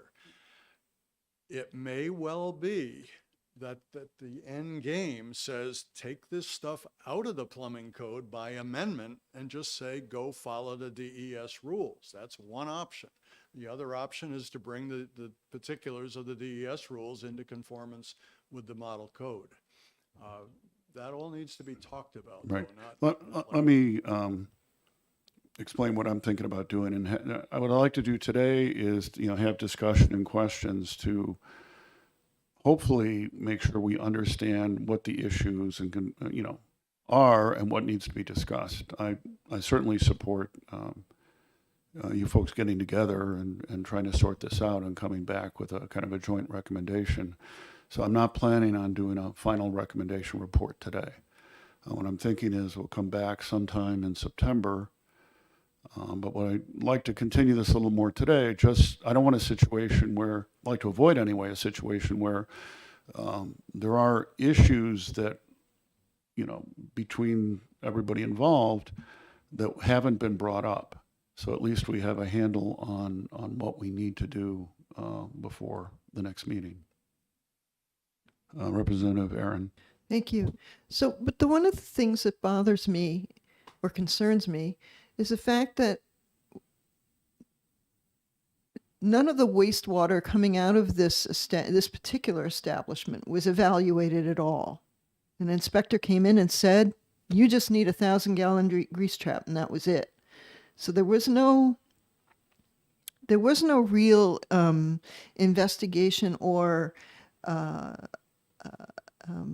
looking at what the factors are that were involved here.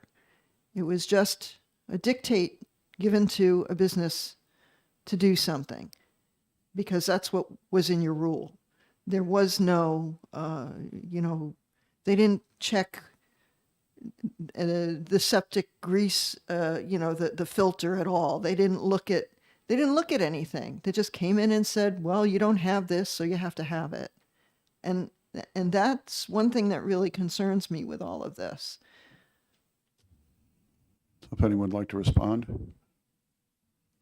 Yeah, thanks for the question, Representative Aaron.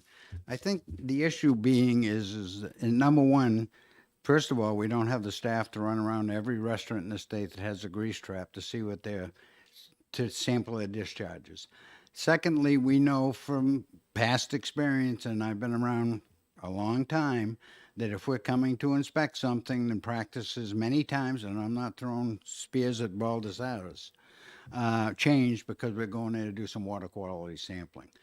The bottom line is when you get in a situation and you have the basic premises of appliances, if you will, that are going to have a large potential to generate wastewater, which in fact is going to come out of that structure and go to the groundwaters of the state, then I think the conservative approach is this is what you have. You got fryer ladies, you got a 180-degree dishwasher, you've got this, you've got that.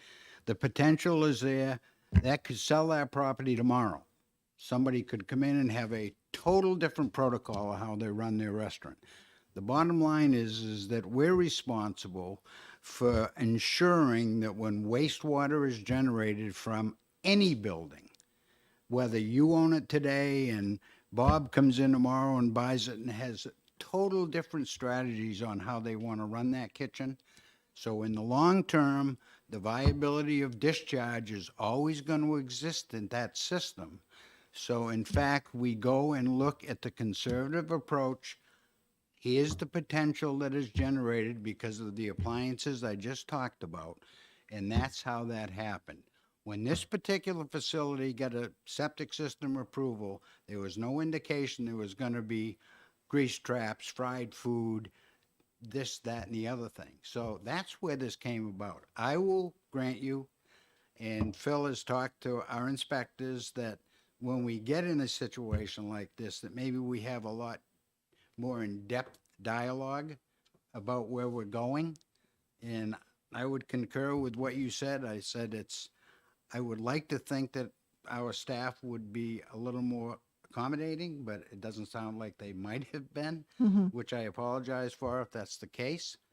But I just want you to know that we're not looking to be bureaucratic at its best. What we're looking for is our assignment, not commitment, to make sure that whenever we discharge wastewater to the state's public trust groundwater, that in fact we do diligence on ensuring that in the long term, what is going to be discharged out of that facility, whatever it may be, is not going to be a detriment to the overall environment of New Hampshire and the state's groundwater.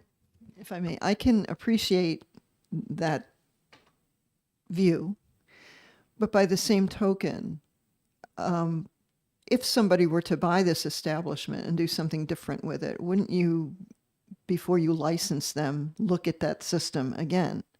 I mean, you'd have to give them some sort of license or okay to do whatever they're doing or whatever they propose to do. Okay, well, that's a good question.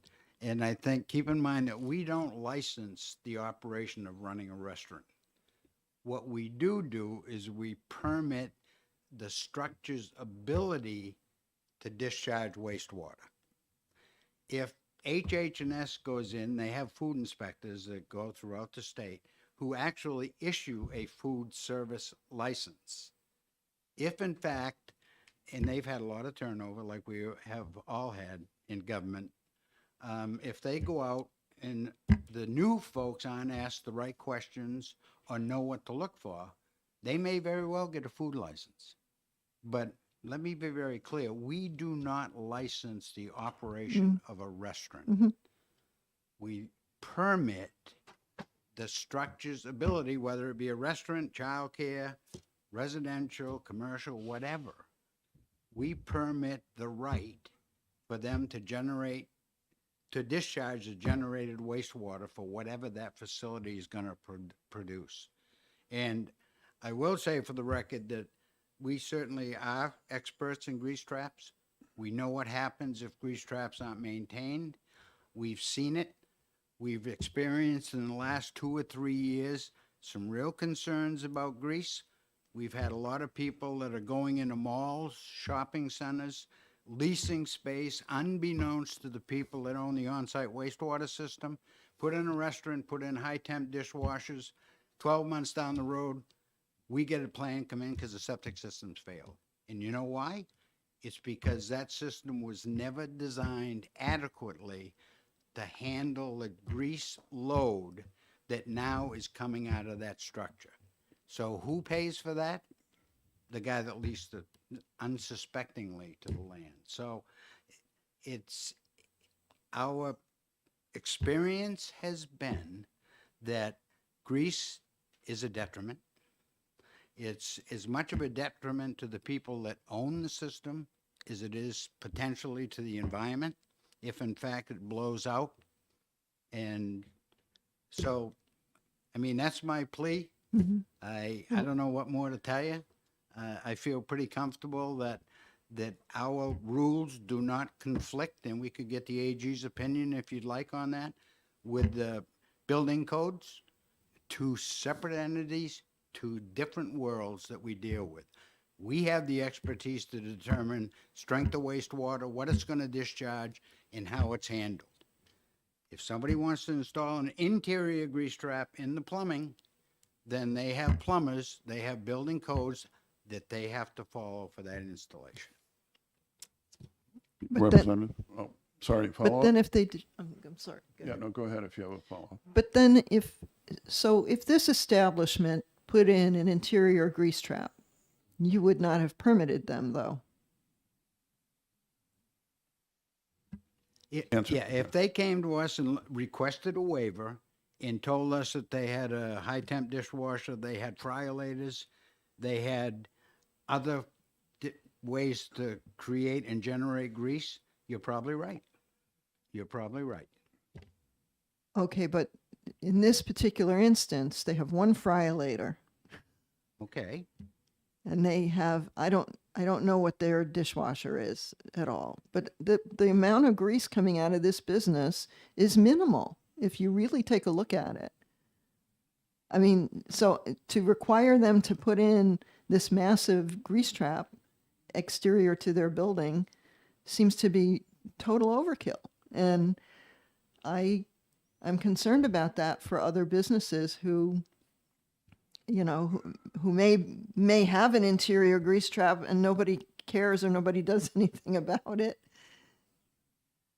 So it just seems common sense to me to, if we're going to go into the situation of permitting these businesses to have, and nobody wants grease in the environment. Nobody wants to have a situation where even the septic hauler won't accept their materials because they're contaminated with so much grease or whatever. We all understand that. We don't want the environment to be harmed because of missizing of grease traps. But we want it to be done in a common sense way, that if you have a business that's minimally producing grease in their system, that they shouldn't need to be mandated to put in a system that's totally overkill for the system that they have. Again, I'm trying to understand where you're going with this, but you got to keep in mind that they appear to be very good stewards of the environment. That business could change tomorrow. And what happens? This whole thought process that we've both been having goes away because now we have no idea what's going to be coming out of that structure. It's just like somebody coming to us, an analogy, if I might, would come into us and we get a phone call, which is very common, by a building inspector that, hey, Bob added a fourth bedroom to his house. That would be like I go and talk to Bob and Bob says to me, well, yeah, but I don't ever plan on having people sleep there. Well, Bob, so what are we supposed to do? We have to take the rational approach, the conservative approach, and say, look, if you're going to add the potential of wastewater, another 150 gallons per day coming out of that bedroom, which is what our flows require, then in fact your system should be designed for it. Same thing. Different kind of wastewater, same thing. It's what's being discharged to the septic system and the environment. And that's where we're coming from. Believe me, we don't care. We want people to thrive. But our job is to, in fact, make sure that we protect the groundwater and the surface water of the state. Our rules I've been at the DES for 49 years. I've been through many rulemaking processes over the years to see what's going on. Our rules are not overzealous. I think our experience over my lifetime at that agency has been that we have these rules in place because unlike the people that you're dealing with may not be such environmental stewards. And so what happens with any laws or statutes that are created, they're created to protect the overall environment. And that's, again, I want make it very clear that I'm not making any accusations about your folks at this restaurant. They may be very good stewards. The point I'm trying to make is if they walk away from that structure next month and sell it, then we want to have the conservative approach. So we're not worrying about somebody else coming in and blowing grease out of that agency into the environment. And that's But if I may, I mean, then if a business is sold or a house is sold, the people coming in though would have the place inspected. No. They would have to go get some Let sort of me- permit. Let me ask a question maybe to clarify this, and that is, and then I'll get to you. So if a business is sold, I mean, it was permitted as whatever this was, a small restaurant or food dispensing place, and it's sold to somebody else, does DES get involved at all in that? No.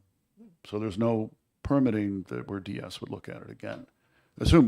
Unless there's a complaint, would you ever look at that place ever again? No. Okay.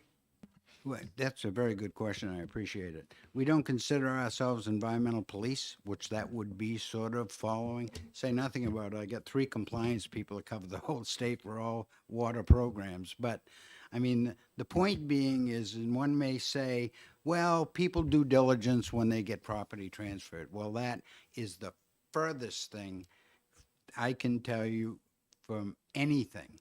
You know how many people buy buildings, buy boathouses, buy docks, buy commercial properties that aren't diligent, and all of a sudden we get a phone call and they say, geez, I should have known, my lawyer didn't look at it.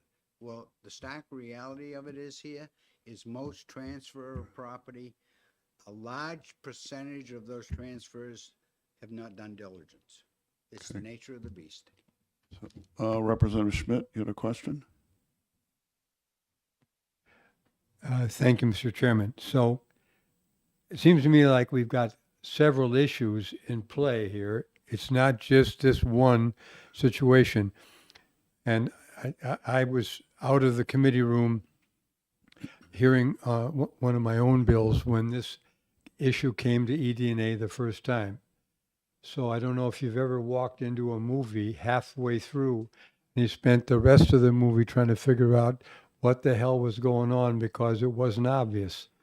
And at the end, you got it completely wrong because you didn't have the first half. Didn't see that first shot or whatever.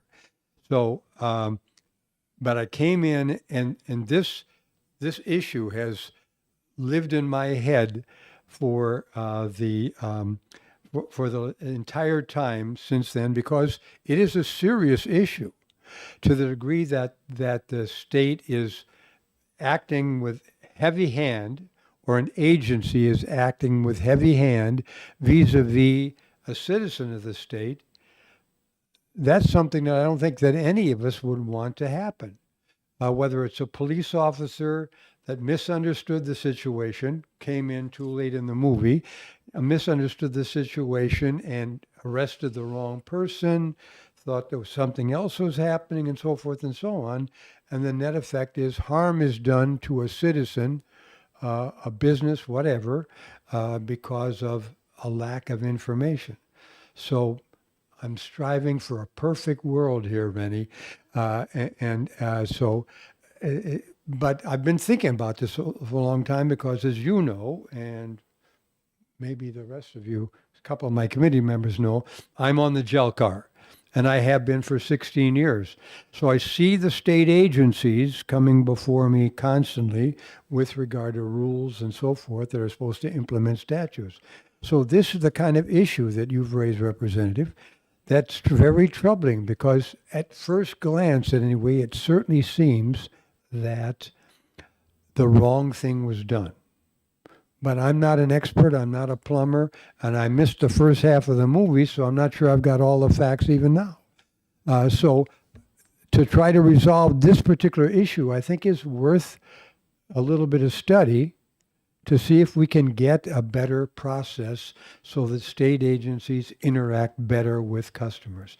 And we've seen bills like this, a number of times over my 20 years in the House, where we're trying to get the state agencies to work better with our business community so that you get incoming businesses have a more welcoming and accepting and understanding reception, and that we don't get the situation where the state gets it wrong and comes down because, as I say, at first blush, this large, and I saw the pictures of this monster grease trap, and heard the story of the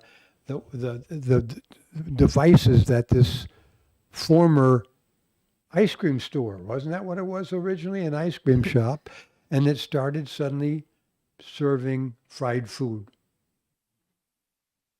And now they've got a different situation. And it just didn't seem reasonable to me. So I'm very concerned about this because I am always trying to achieve perfection. So this is issue one, and I think it's worth pursuing.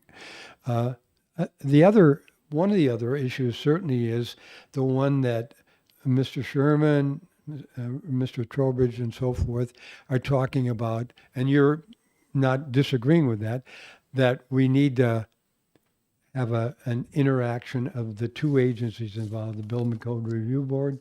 I've seen you guys in action over the years, and DES, with regard to this, the issue of grease in general.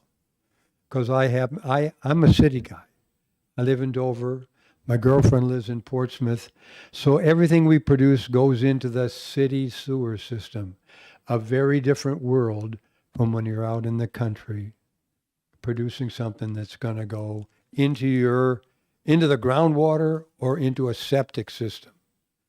And if you overload it, you got a problem. So I'm very disposed to see you guys have the time to see if our processes in the state of New Hampshire work as well as they might. One of the aspects that's clearly involved here is that we are still a relatively small state. We have limited resources, as even New York and California do. They still have a limit. It's a lot higher than ours.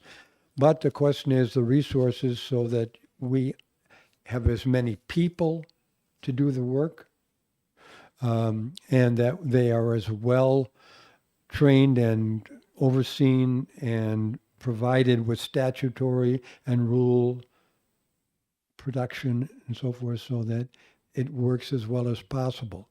So my question, believe it or not, there's always a question, is this thing that you're talking about, having the time perhaps to study some other states' processes to see whether there's something we could learn from them so we don't have to invent a wheel by ourselves. That seems like a reasonable enterprise in itself. But I would also like to see what we can do about this particular instance that you've raised, which, as I say, it seems like the state came at it heavy-handedly. And, there was a bill that you didn't have it on your committee, but all of us on ED&A, the rest of us, had with regard to the gel car. There was a bill that was going to basically completely rework the gel car with regard to rule approval. And that is a major undertaking, as you can imagine, those of you who've dealt with the gel car. So I think that it may be appropriate to have some bill go forward, but I don't know that we got the right language at this point, at this time. And I'm sure maybe you don't, that this bill, nothing's happening with it now. It's dead for this session, right? The only question is it coming back next year, and in what form? And I think that there are several aspects here that, and I've worked together with Representative Lekis a great deal in the time he's been on ED&A, and I know that he's got not only a high level functioning intelligence, but a lot of dedication. No honey around your mouth, but a lot of dedication to try to get at problems that the state has, to try to resolve them in the best interest of the people and of the state itself. So moving forward, hang on a moment, if you would, and turn your mic off a moment. I actually, kind of related to this, I have a question for Mr. Trowbridge, if I'm pronouncing that correctly. You said that the department, has uses discretion in the application of the rules. So my question is, given what we were told about, DS goes in and approves, sort of some standard function for the building, paying in effect no attention to what the current owner is going to do, because they don't know who's going to own in the future, what they're going to do.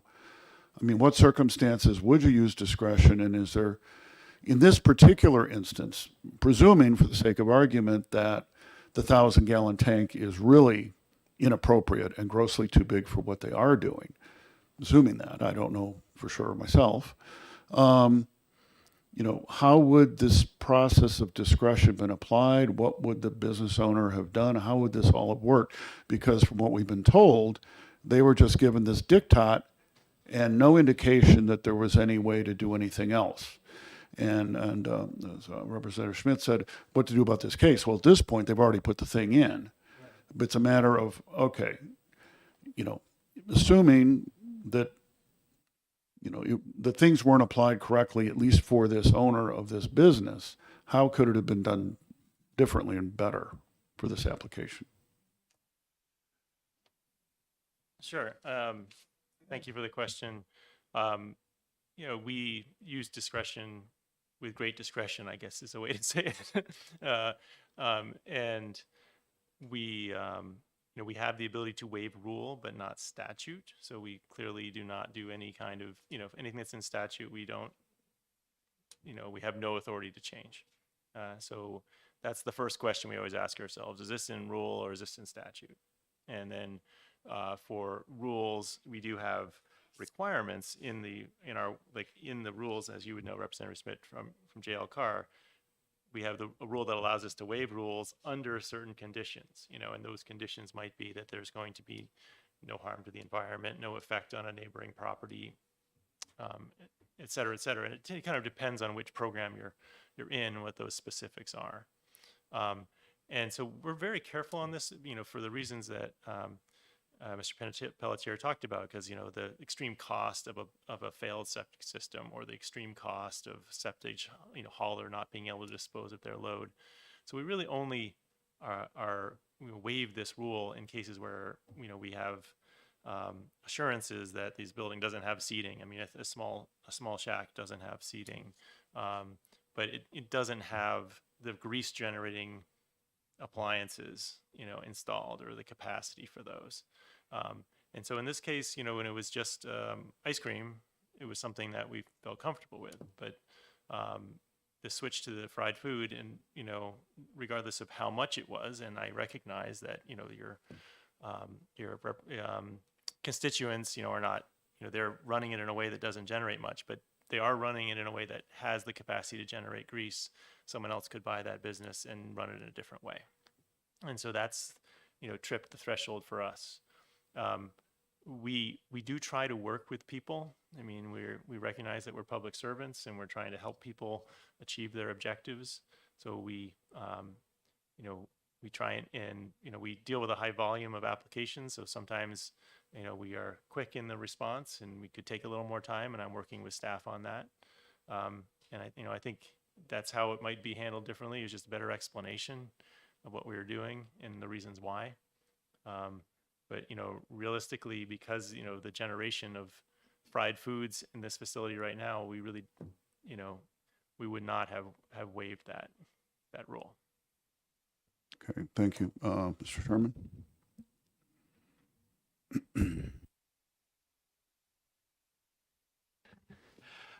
I wonder if I might suggest a path forward addressing these concerns. If, as you indicated, you scheduled a meeting in September, I would hope later in September, only because not much is going to happen in August, and let DES, BCRB get the proper people from both groups, the technical experts, to look at the two sets of rules, see where the overlap is, give great sensitivity to these smaller institutions. Everybody's heard the concern here clearly, and come back to you all in September with at least a conceptual agreement that if there are rule changes or amendments to the building code, or both that are necessary, that we'll proceed to get those into the mix. Nobody's going to update anything before then anyway. But I think that will let us get the technical issues in a clear manner in front of us, and come back to you with some agreement as to where we think things ought to head, and then see whether that satisfies the need. I think we probably do have the right legislation in place. There may need to be rule changes on both sides, and that just needs some study. So just a suggestion. Yeah, thank you.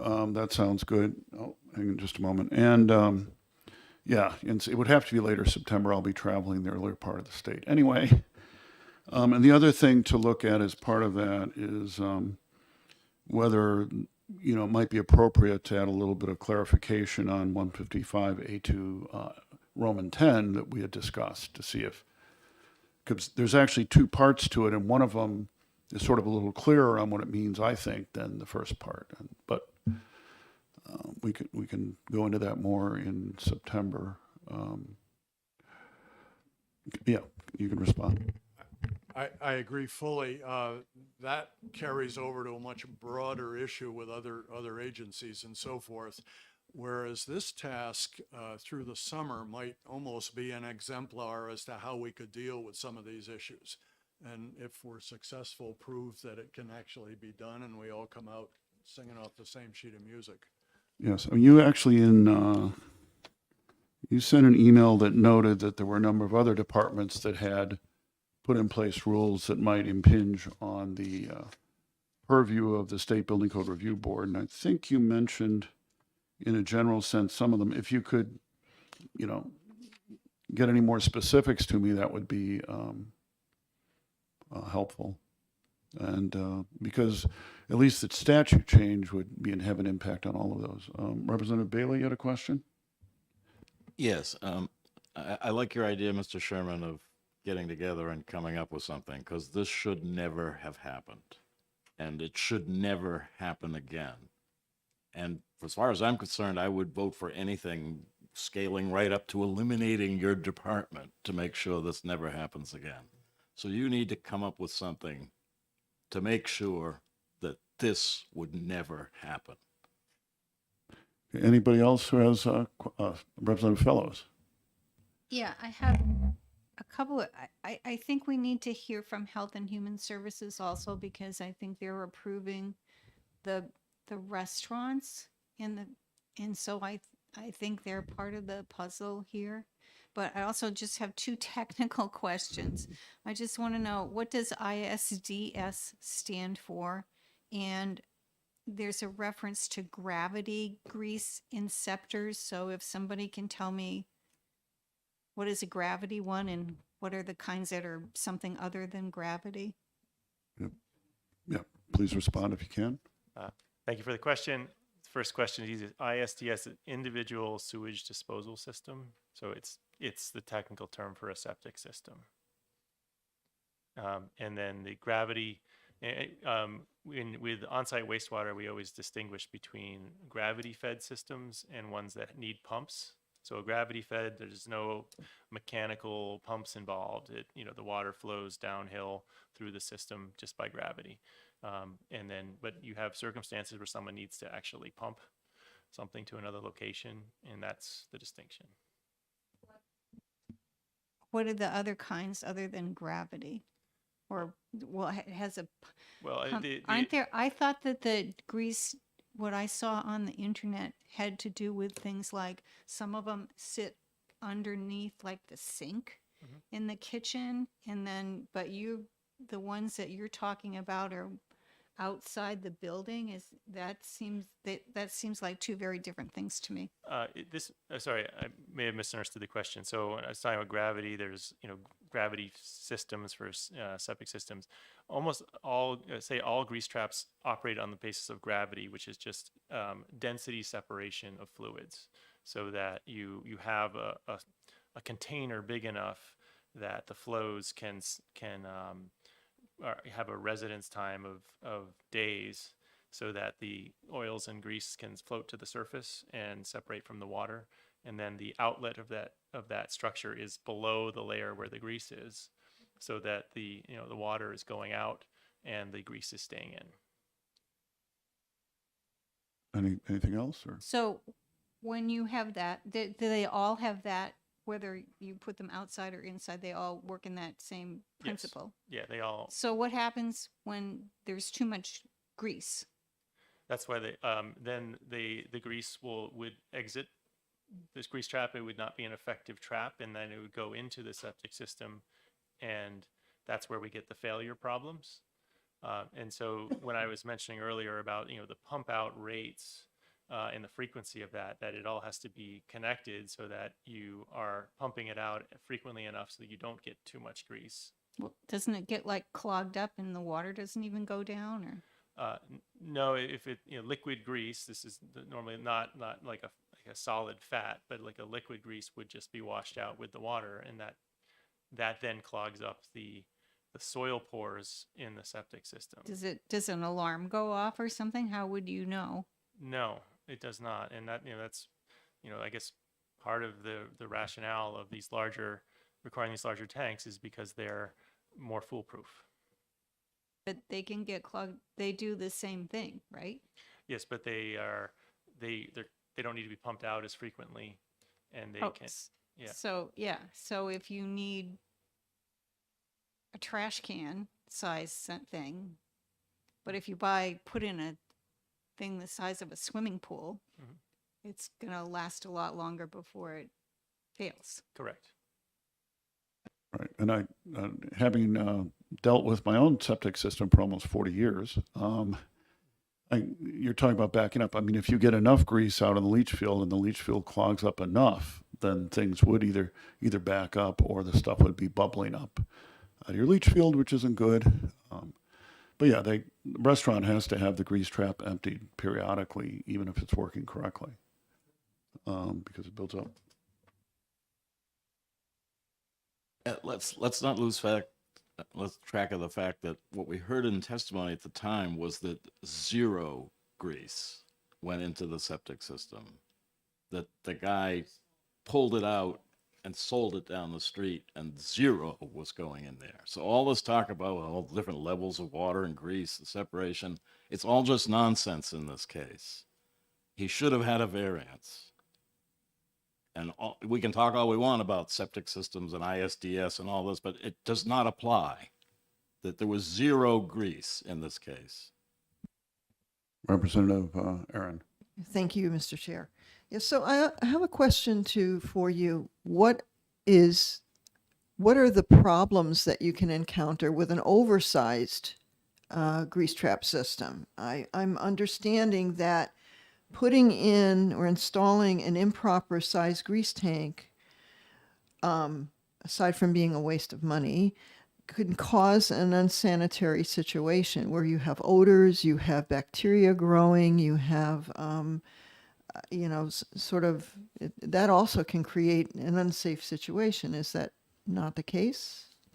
That would be the case for an in-the-building grease trap, not for a septic tank. Okay, any other questions?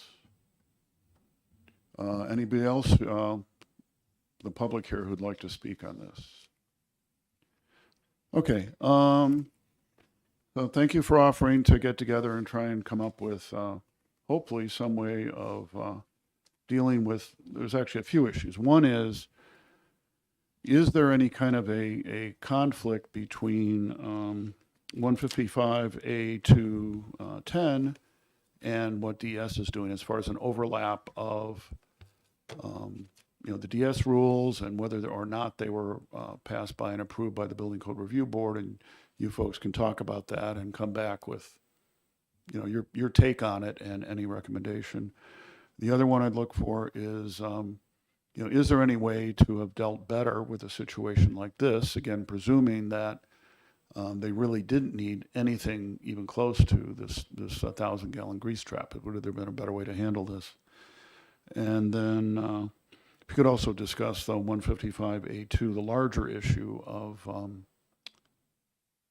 where there's departments creating rules that might impinge on what's in the building code. And,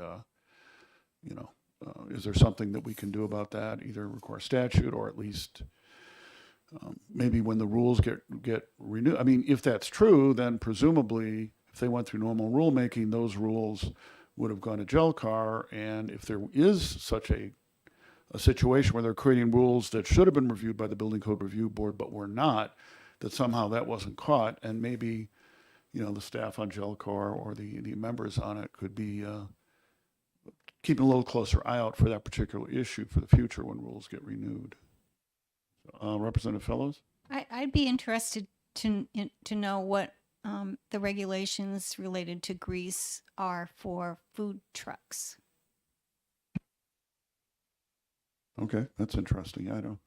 Presumably they keep it in the truck and discharge it somewhere.